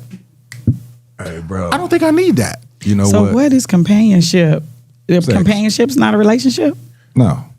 Absolutely not. You saying randoms? It could be a situationship. You saying randoms? I ain't saying randoms. I just said companionship. How's that a Companionship can be companion, something though? as simple as having somebody that you can go out to eat with. Okay. Something so simple as that. That's has no companionship? sex. Okay. You spending the time, it don't. Okay. Got a companion. Listen, I was out. We was out. Me and the wife was out this past weekend. This past weekend at a cigar lounge. And I saw something that I hardly ever see in a cigar lounge. This dude was sitting. He had his drink, had a cigar, sitting at the table, with nobody sitting on the other side of him. There was plenty of women in there. He wasn't chasing none of them. Wasn't none of them coming and sitting down with him. Yeah, that's beautiful. And he was just sitting there. That's beautiful, And right then Waitress came over. He ordered his food. His food came. So I had to say it. I said, bro. I know this. I know this script. I said, bro, I have to say this. I've lived this. Because I've seen it, but I've never seen it in a cigar lounge. I said, bro, you really just sitting here chilling? He was like, yeah, that's exactly what I'm doing. I said, man, there's a lot of women here. You ain't going at none of them. You know what you saw? He said, you saw peace. Yes. Yeah, that's what I'm saying. And I asked him, I said, bro, You just said, ain't it B? I said, bro, I said, how old are you? He said, I'm 40. I think he said he was 44. And I was like, wow, you don't see that often that in the cigar lounge, in the black cigar lounges, if guys are in there, they're either sitting with other guys kicking it, or they're with a woman, or they trying to Looking for a woman. get with a woman. When I tell you this dude sat there for 3 hours. That would be He something I had would do. 2 drinks. He had a cigar before dinner. He had, after he finished eating, he got his to-go plate, and he sat there a little longer. The dude, I mean, it was. That was a date night. That was date night for him. And in my single, I did that too, but I didn't go to cigar. But back then, cigar lounges wasn't huge. I've never seen that in a cigar lounge. I've seen it in restaurants, but I've never seen it in a cigar lounge. It was interesting. And of course, then I asked him, I said, bro, because I thought about, when we had the singles on the show. I said, hey, man, would you want to talk about this on the podcast? He was like, he said, it show everywhere. I said, all right, I get it. He's like, yeah, I don't think I want, He got a situationship. He don't got want her knowing he got where he be a couple at. of situationships and a couple of companionships probably. He just didn't want to put it out there like that, so I respected that. But it was really interesting to see that. I'd never seen it in the cigar lounge. I love it. Yeah. I do the same thing. You have to do that. Like, people be trying to, especially women, like you got a standard where somebody's got to take you this and that. Have you took yourself there? Can you afford to go there? I think You know can what I'm do it even saying? if you're in a And you gotta be able just to like enjoy yourself. Mm-hmm. How the hell if you don't enjoy being with you, how the hell you think somebody else enjoy being with you? You know what I'm saying? Amen. This classic conversation just got classic. Yeah. It just got classic. Yeah. Just got classic. All right, last topic here, and this is I wanted to talk about it, but I got to reach out to somebody to make sure of the aspects of it that I can talk about because there's litigation stuff going on. Anyway, the Tuskegee men's basketball coach, his name is Benji Taylor. He filed a lawsuit against Morehouse College and 2 campus police officers this past Friday, claiming he suffered emotional and physical harm when he was handcuffed and escorted off the court on January 31st. His attorney said he has suffered financial harm, reputational harm, emotional harm, as well as physical damages. Harry Daniels is one of his attorneys, and they're seeking damages, which I was surprised at this amount, but said damages of more than $1 million. They used the $1 million, but I think it's going to be more. According to the lawsuit, which names campus police officers R. Clark and M. Robeson, members of the Morehouse football team were out on the baseline taunting the Tuskegee players during the game. Taylor was concerned about the situation would escalate and asked one of the officers for the players to be removed. They never were. Then, once it came time to shake hands, the Morehouse football players got in line to shake hands with the Tuskegee basketball players. He went to the cop, said, hey, you need to get these guys out of the line. And you can see it on the video. He pointed, and when he turned back, the cop pulled his handcuffs out, handcuffed him. His locker, the Tuskegee locker room was right there. He walked them this way, walking them through the whole gym, basically the perp walk. He did that. Again, Benji Taylor is a homie of mine. I kind of grew up with him. He is one. There's a lot of guys I grew up with that I could see an incident like this escalating. This is one of the dudes that wasn't him. This kid was groomed early on to be a basketball player by his pops. His pop's name was Sticky. That was his nickname anyway.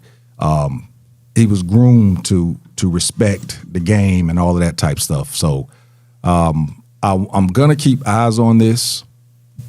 I can't speak too much on it. I went to the press conference on Friday. I was invited to the press conference. And I went as a friend instead of going as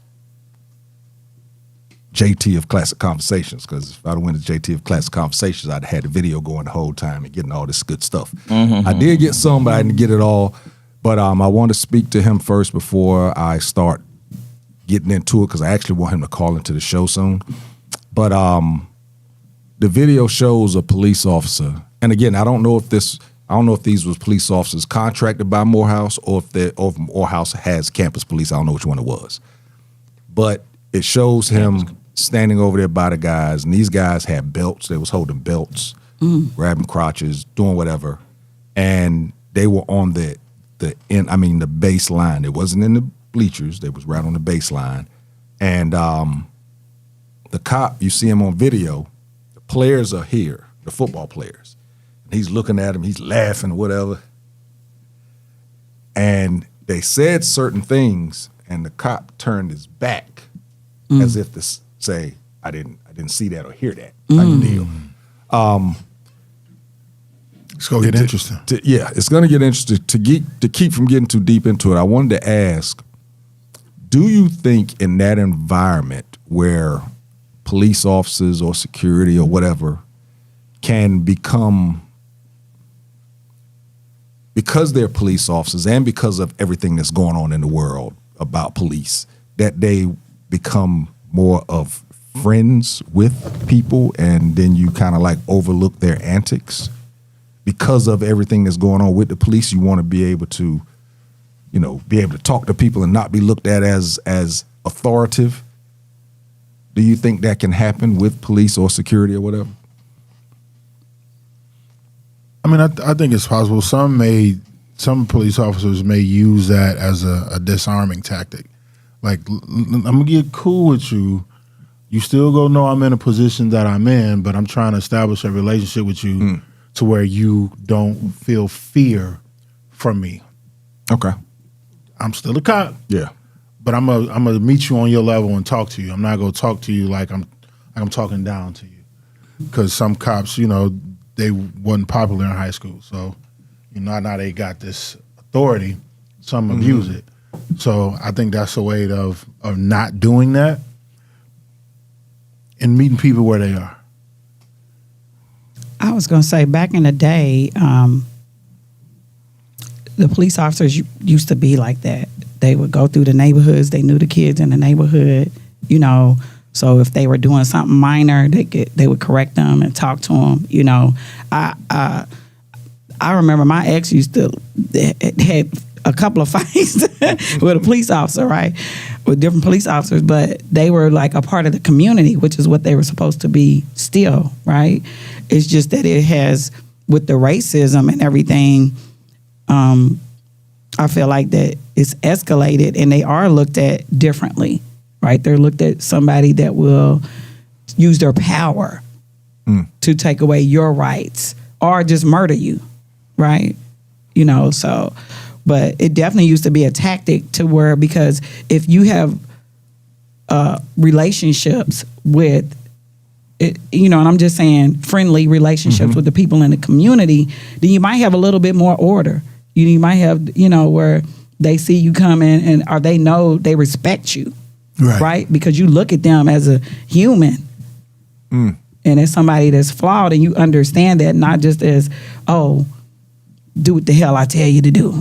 Are you going to jail? But yeah, they used to be like something that the police officers would do. Let me ask you, being a former member of is it not the fraternity? What do they call it? What's the police? What do they call it? It's law enforcement. What it was something else. It fraternal order or something like that. What? It's just like a union type thing. Okay. Law enforcement. I love y'all. Is that a Jesus Christ. Is that a is it a fine line to be able to play that? You want the blue shield type thing? Yeah, where you can, like you said, be a part of the community, befriend certain people in the community, but also be able to command and demand the respect from the community. Is it a fine line on going too far and being a friend, or? Well, yeah, there's always a fine line. You know what I mean? But you know, it's a needed thing. You know, like when I came out of the police department, when you came out, every recruit for every class during that time period, after your training, all that stuff, your first assignment was footbeat. And the goal of the footbeat officers was to establish community relationships. I mean, the goal of the footbeat officers was to go around, you're on foot, you know what I mean? They drop you off, you know, your job is to go wherever zone you're in and they'll put you at different spots. Every day you go to different spots around the city, in your zone. And the goal was to meet, greet, you know what I mean, make people comfortable with you and your presence, contacting you, you know what I mean? That was the whole goal. They don't really do footbeat anymore, you know what I mean? 'Cause there's such a police shortage now. But that used to be the goal, man, you know, and it's unfortunate that they don't do that because it's very helpful. And, you know, you will get way more out of your community if you do show some level of respect to the people, you know, show some kind of compassion, you know, show that your blood bleeds red just like everybody else's, you know what I mean? And so, yeah, I mean, that's what you should do. That's what you should want to do. But unfortunately, the training, you know, our training was 6 months. That jumps down to like 3 months now. And that's for the city of Atlanta. You know, you go to these smaller cities, it's 6 weeks. You know what I mean? 6 to 8 weeks. That's just not enough time to put somebody out on the streets with a gun and a badge and give them that kind of control and power over people. Those people who work at those schools, a lot of campus cops, they send those campus cops because their police forces aren't big enough for a training academy. Okay. You know what I mean? Schools only have like 8, 10, 12 officers, you know, at best. You know what I mean? So they send them to Forsyth, and that training is 6 weeks. And you can actually go there as a regular person. You can go get the training and then go out and try to find a job because you're now post-certified. You know what I'm saying? Without even going through an actual agency. So the agency will hire you because you got the post-certification, so then they got to go pay to train you. You already did it yourself. You pay for your own training. 6 weeks, though. You get 6 weeks. You get post-certified, and now you post-certified, you can get hired by an agency. And a lot of these campus cops, that's what they are. They have very, very little training. You know, so you don't get those interpersonal things. You know what I mean? And these guys were wrong. You know, there was no reason whatsoever to handcuff that man. They were dead wrong. But that's that power. That's that you on my turf type BS. You know, and and it happens way too often. You know, and that's why you see so many of these incidents happen with these officers around the country. These people who just shoot first, ask questions later. They have very little training. Most of them scared. Just bad news, man. You know, everything that I've seen on this case, he's gonna win the lawsuit.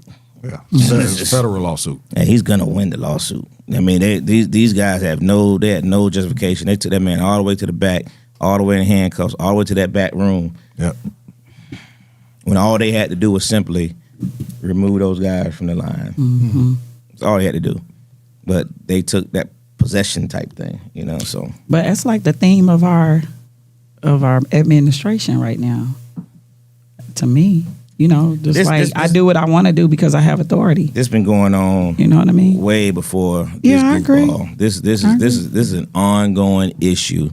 You know, when Ascot used to be on here all the time, you know what I mean? He always would say it should be a nationwide police academy. That's right. And it should be. It should be. It shouldn't be different ways of training. No matter what city you work in or whatever. You live in the city of Atlanta or anywhere in the metro, and every city you ride through, everybody has different rules and regulations. You know what I mean? Everybody handles things differently. It just shouldn't be that way. You know what I mean? That's, you know, like New York. New York has New York Police Department. You know what I mean? And they're all over New York. whether they Manhattan, Brooklyn, wherever they all the city of New York Police Department. You know, but very few places do that. Yeah, it's no such thing as Brooklyn PD. Brooklyn cops. Right. Or Did y'all notice that ICE had police? PD. You're right. On their shirts now, on their vest? What's that? Did y'all notice that the ICE has police on their vest now? It says police and ICE underneath it. Well, because if you weren't here, you might not have been here. You know, like when you were talking about ICE is in Atlanta now. You know what I mean? The reason why they're doing that is because, and we were talking about this on the show. Yeah. They were getting certified so that they can make traffic stops. So they can stop, because before they weren't allowed. They weren't supposed to be able to make traffic stops. You know, if people's on private property, they weren't allowed to do these things. Now you give them police jurisdiction. Wow. Now it ups their authority because as ICE agents, they're federal agents. But now I give them title of federal agent and police. Now we can do more. You know what I mean? Now we can cross over barriers. Are they training them people? Oh, they're giving these guys like a week course, man. All they're teaching them is city laws. So they're giving them actually that title with no training. They're going through city laws and they're giving them the title. That's so wild. So it's just expanding their power. You know, ICE is basically the occupant's personal army. That's what he's creating these guys to be. Oh, no doubt. There's the good old boys. There's personal army. No doubt. That's all they are. No doubt. You know, it's scary. And taking money from us to pay them. That's the wildest thing. Yeah, like I said, it is a movie. It is a movie. That's what's happening right here. Is it a movie or a nightmare? Right. you got a horror flick. Yeah. Not yet. Not. Or you can put it in the chat. As I was gonna, like I said, I wanted my man to show some of his range. Oh, and ready to drop us a little something. I know it's a little past your bedtime, you know, and everything, you know. So and then after that, read Nita's #1 fan's new song she made. But go ahead, you go first. You know, a young man trying to talk to a lady, and he just walk up on her and he say hello, and he just ask her. He'd be like, "Come close." Oh, please come a little closer. Let's embrace, breast to breast. Instant increase of our heart rate so intense that you are stunned by literally feeling it thumping through my chest. Forever patience, insisting on proceeding at a snail's pace. So rather than partake in a Hasbro or some frivolous race, just come close and allow me to touch you, but with no hands, nor any other body part. Yet reaching a plateau unknown to a soul, you see this chapter in your novel rarely ever gets told. Just a couple. Hey man, I've seen this dude, folks call him back out 3 times. We backstage waiting to do a play. They keep calling him back out to do some more poetry. He's major talented, as you can see in a lot of different ways. But that's how I first met him, was on the poetry tip, and I was thrown. I was like, "Wait, that's the dude that was back here just a minute. That's him out there." Like, yo, that's crazy. Yeah. Don't nothing about me look like poetry. If you saw me on the street, you would not say he looks like a poet. You go say I play football or I'm about to rob somebody. That's pretty much. Not about to rob somebody. That's pretty much what, if you saw me, you would say linebacker or thug. So hilarious. I received that. Speaking of robbing somebody, man, real quick, just did y'all see when they asked on It Is What It Is, Mike Tyson, if he wasn't a boxer, what would he be? Straight up. That joker just said criminal. Straight up. Hey, and he didn't blink. I mean, the arrest record proved it. Hey, he didn't blink. He said, I'm a criminal. Yeah. Hey, if you didn't know, I said, dang. I mean, you would think that he would say something else, but everybody else thought that too, probably. Yeah. Muscle, some type of that was bouncer. not a reach. Yeah. I mean, that's what he was doing, though. Yeah. I think he got like 30 arrests, or what is it? I could be wrong. Before he was a boxer. Yeah, he was. Yeah. They saved him from being a criminal. His #1. Where did you see it? It's under my mom's name. Okay. This is my original song. Wait. Keep going down some. This is my This is my original song debuting on KK in the tune of the famous Jim. Let's see. Precious Lord, take Trump's hand, lead him from our land. We are tired. We are weak. We are worn. He's an ass. He is sick. We pay the price for his shit.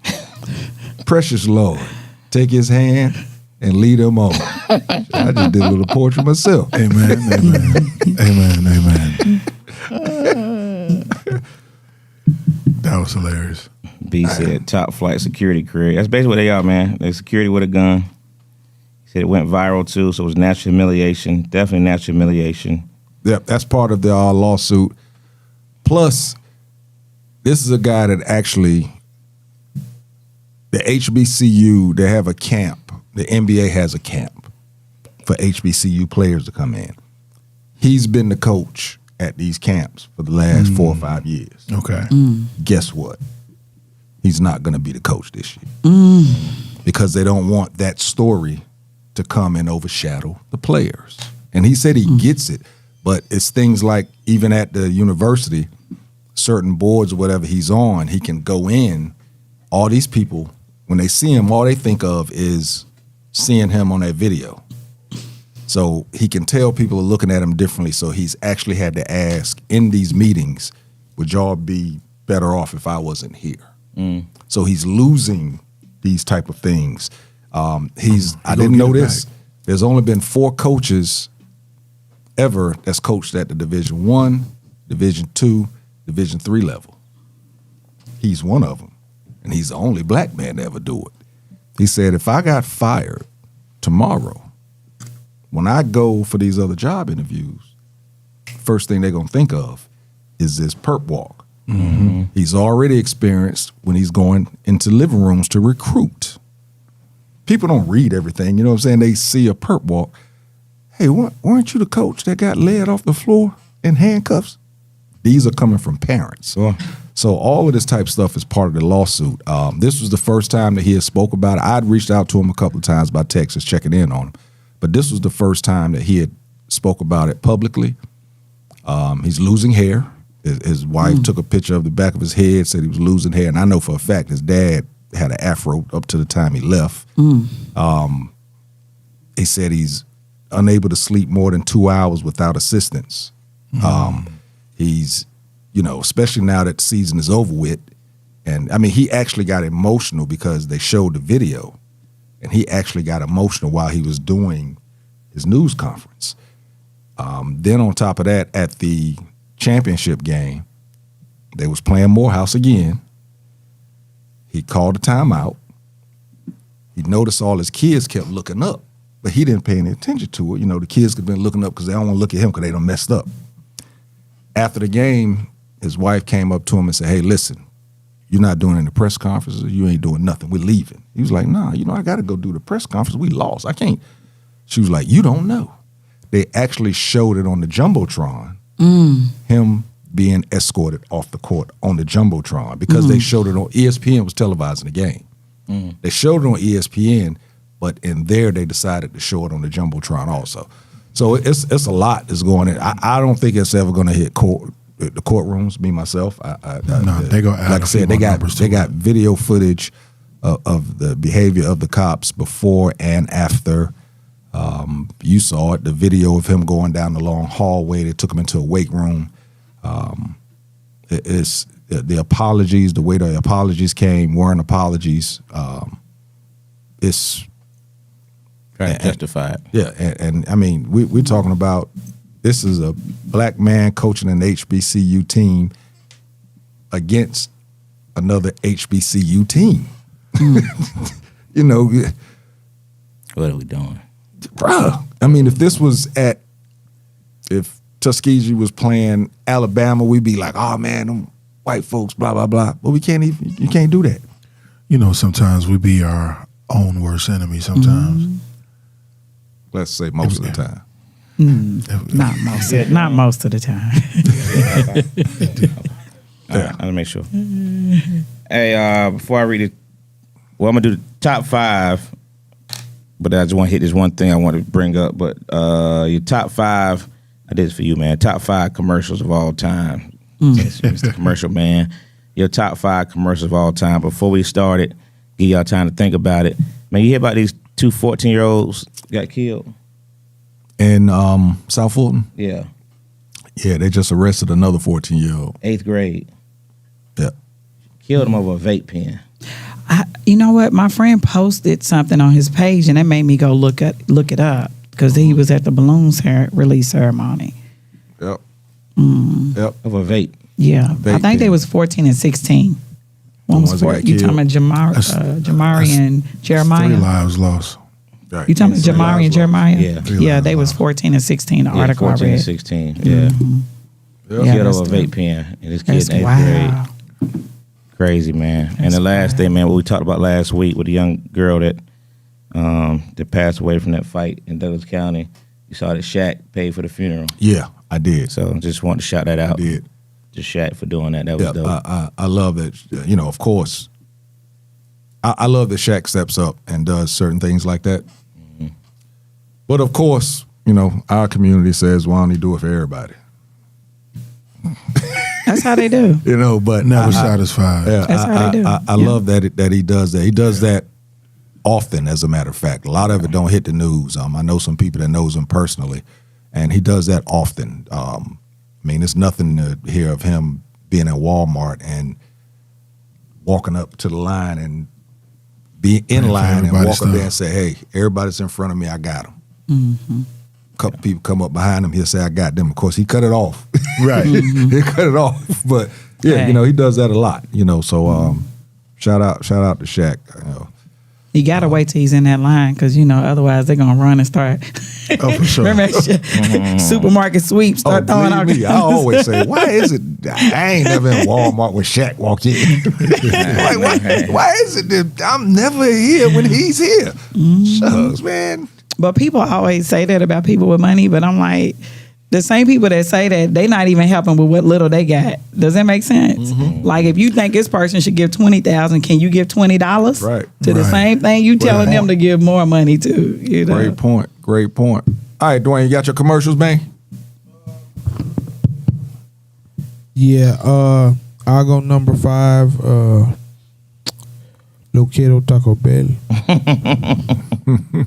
the little dog. Number 4. This is rough. I just thought about it. Hey. Budweiser. Number 3 was that. Yeah. That was Budweiser 2. Number 2, I like the little Clydesdale commercials for Budweiser during the Christmas time. Kill They it. had a little Taking all mine. Clydesdale. Right. And number 1 is I'm excited about the new Daredevil. So I've been watching the little previews of the Daredevil. Born Again. So I'm a Marvel guy. There you go. What you got, Jose? I can't think of none. I like the Dove commercials where they have all the real women on there.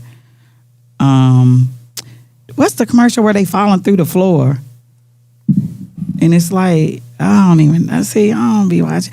Oh, and then there's one that's always on YouTube, Hook on Phonics. It's a white dude rapping. Oh my gosh, I'll be looking for that commercial. Hooked on Phonics. Oh my commercial? gosh, when y'all find it, he be yes, that one is dope. I don't have 5 commercials.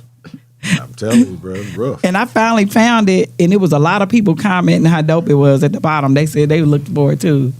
He be killing it. I kind of know what your number 1 is, but you can start at number 5.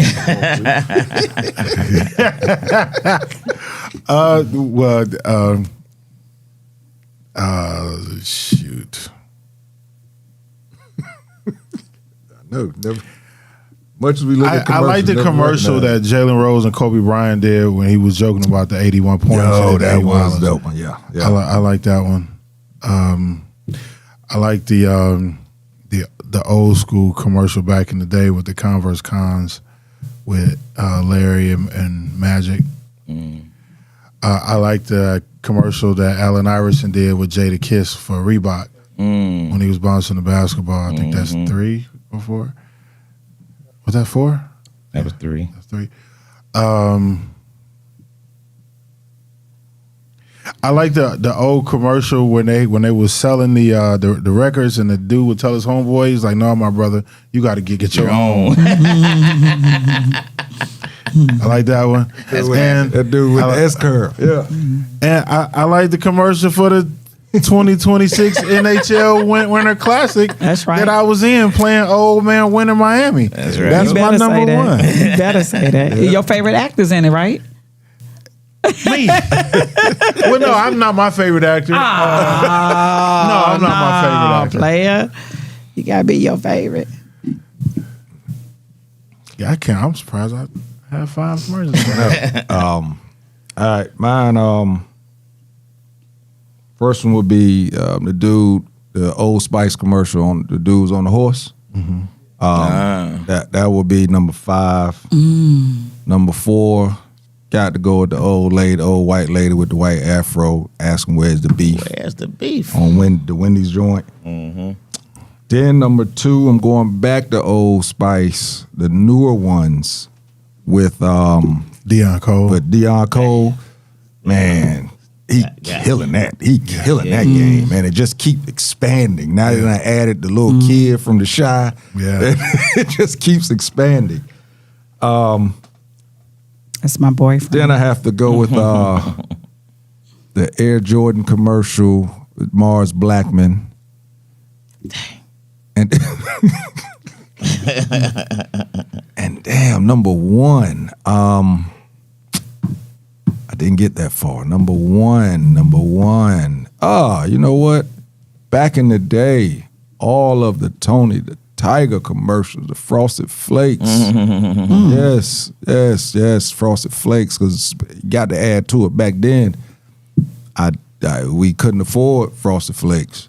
So seeing the commercial just helped me think that the Piggly Wiggly Sugar Flakes that was not the same thing. was the Frosted Flakes by Kellogg. So yeah, that's number 1 for me. All the Tony Tigers back in the day. All right. Brother Harper got Frank said Shaq would be broke if he kept doing it for everybody because our folks keep doing it to each other. Facts. But Brother Harper got Mikey. He likes it. Good one. Very good. Spuds McKenzie. Good one, B. Spuds McKenzie was going crazy. He also had Yokiero Taco Bell. Cocoa Puffs, another cereal. Okay. And Where's the Beef? That's an all-timer for the sure. cuckoo for Cocoa Puffs. Oh, that's a good one, B. Honorable mention, Coke 45. Don't let the smooth taste fool you. Good one. Oh man, that's my number 1. My bad. Good one. Dilly D. Did it make y'all buy Coke 45? When I got old enough, I got it. Yeah, but give me a Schlitz malt liquor It bull worked any day then. over Coke 45. That bull would bust through the wall at the bar.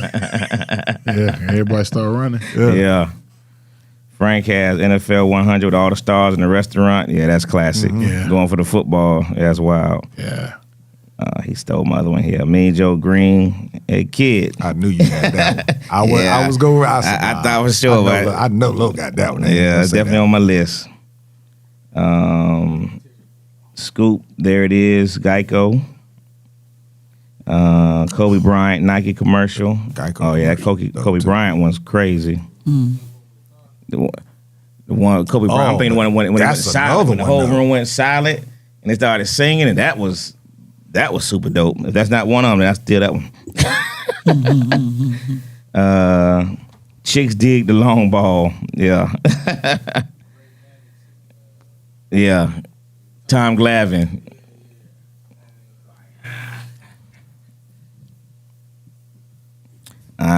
Okay, my aunt once came in. The Santa Claus meeting. M&M's. Oh, that is a good one. Mm-hmm. She got Where's the Beef as well. Mr. Clean. Yeah. Mr. Clean, good one. Oh, man. Coke teach the world to sing. Yeah. Dang, she stole my last one. I had this. I said, I'm going to get away with this one. I used to be an Oscar Mayer wiener. Oh, man. That's right here on my list, man.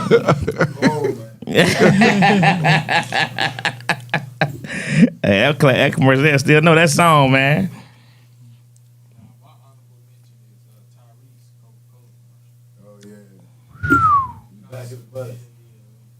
Bro, you talking about a commercial that changed somebody's life.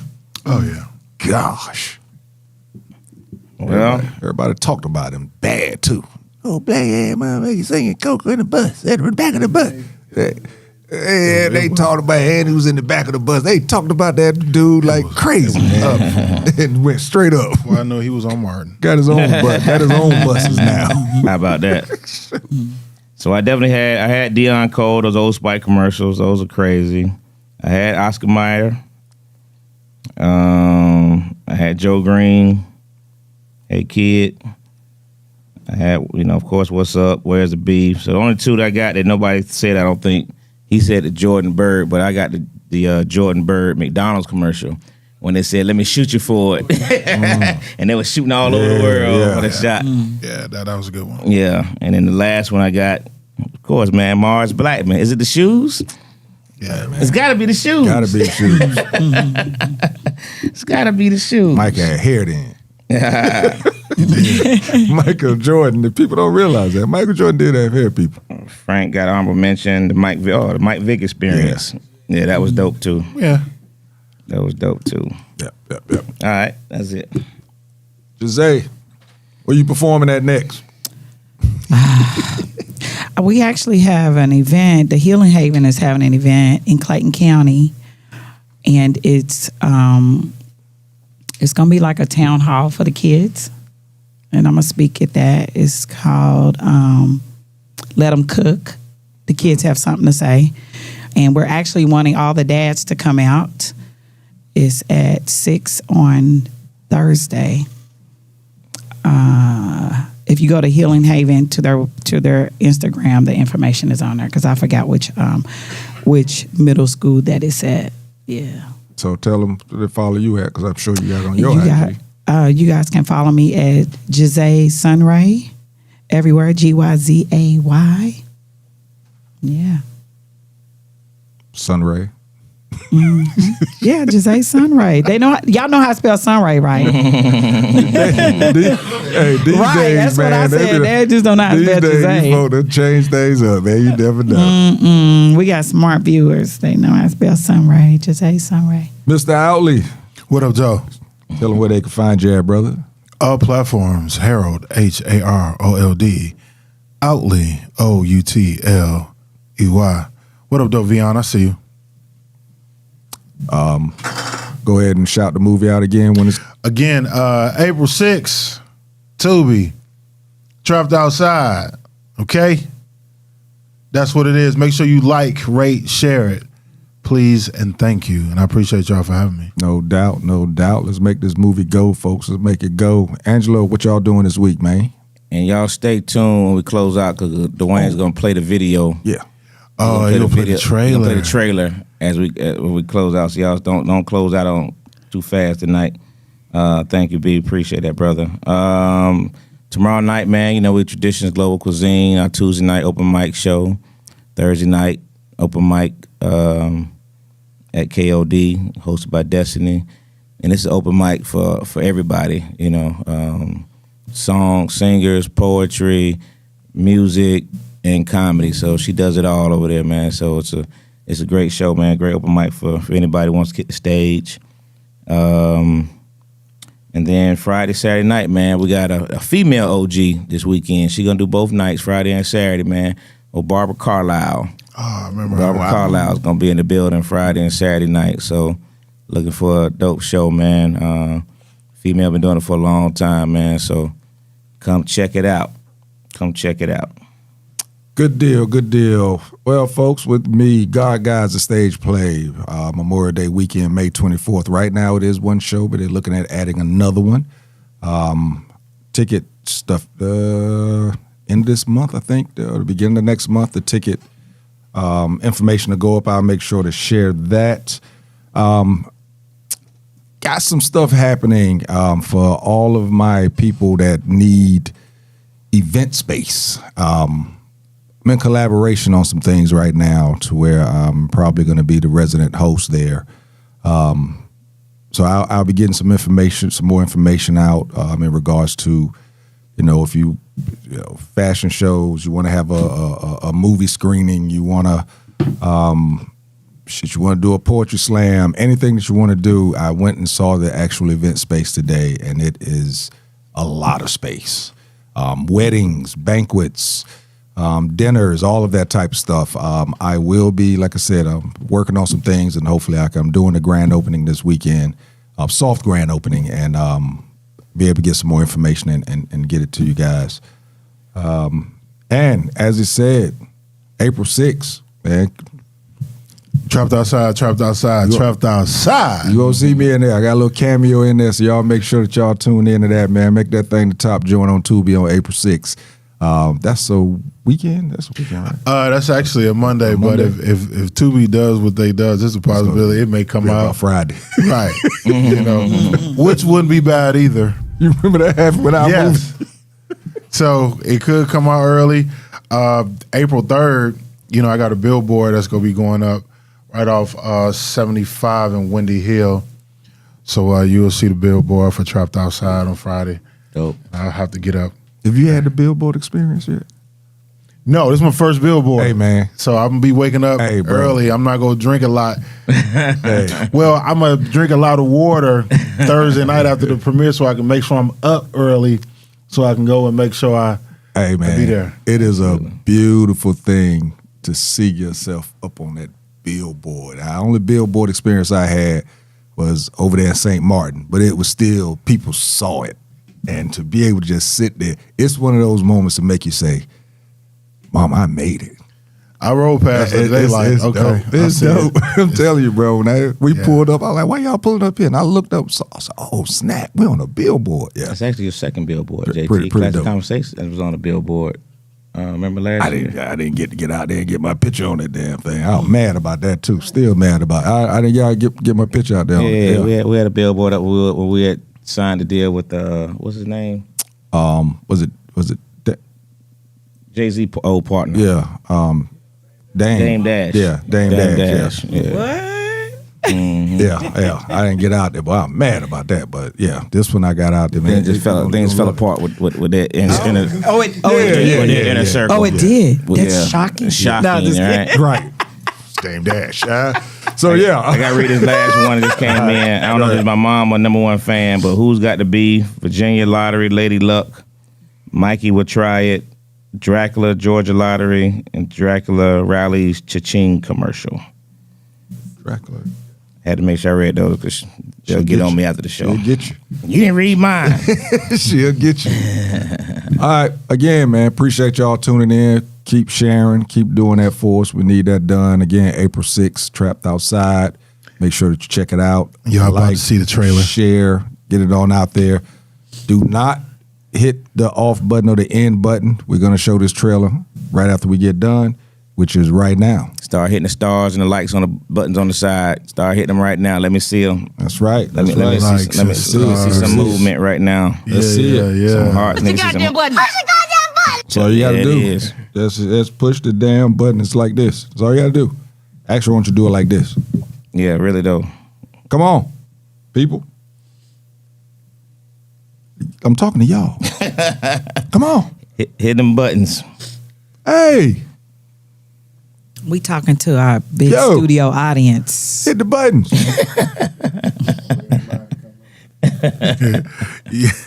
Hit the buttons, people. You trying to tell me ain't nobody gonna hit the damn button while I'm sitting right here looking at you. Hit the goddamn button. Right, I'm looking at you.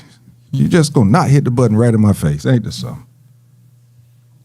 Frank, you already took your nap. I know you still up. Hit the button, man. There we go. There we go. Yeah. Got some movement. I appreciate Here we go. you. All right, so now we're going to show this trailer. But before we do that, We need to. classic. That is crazy. That is crazy. Yeah. That's crazy. How he's crazy. Classic Conversations with Jae Tea Lo, and we out. You dig? Stay tuned though. Watch the video.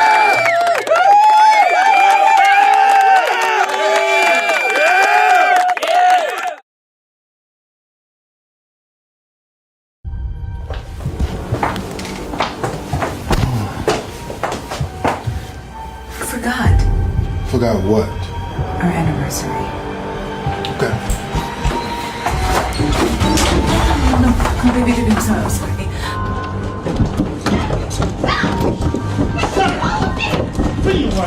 You're hurting me, man. Shut up!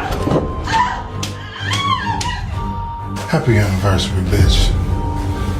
Now clean yourself up. The court now renders its judgment. It is therefore the judgment and the sentence of this court that you, Dana Cole, be committed to the custody of the Georgia Department of Corrections. Was it really just self-defense? Or was it about that money? Did you think I killed him for the money? If you did do this for the money, or for whatever motive, then what the hell have I been defending you for? I didn't murder him for his money. So what is this? My loving wife suddenly playing deep. I was trying to leave. I need to leave. With my money. With what's left of my life. I want to introduce you to one of my brightest lieutenants. This is Dean.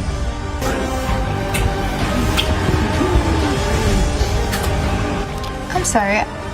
I don't mean to interrupt, but you are so pretty. Thank you. I was about to say the same about you. Did you really want to come by, or are you just being nice? I wouldn't offer if I didn't mean it. That's what sure was something I could have done when I had the chance. Trying to be a hero now? Nah. Just a man that wants to see the real you. Hurt me! Not again! Not anymore!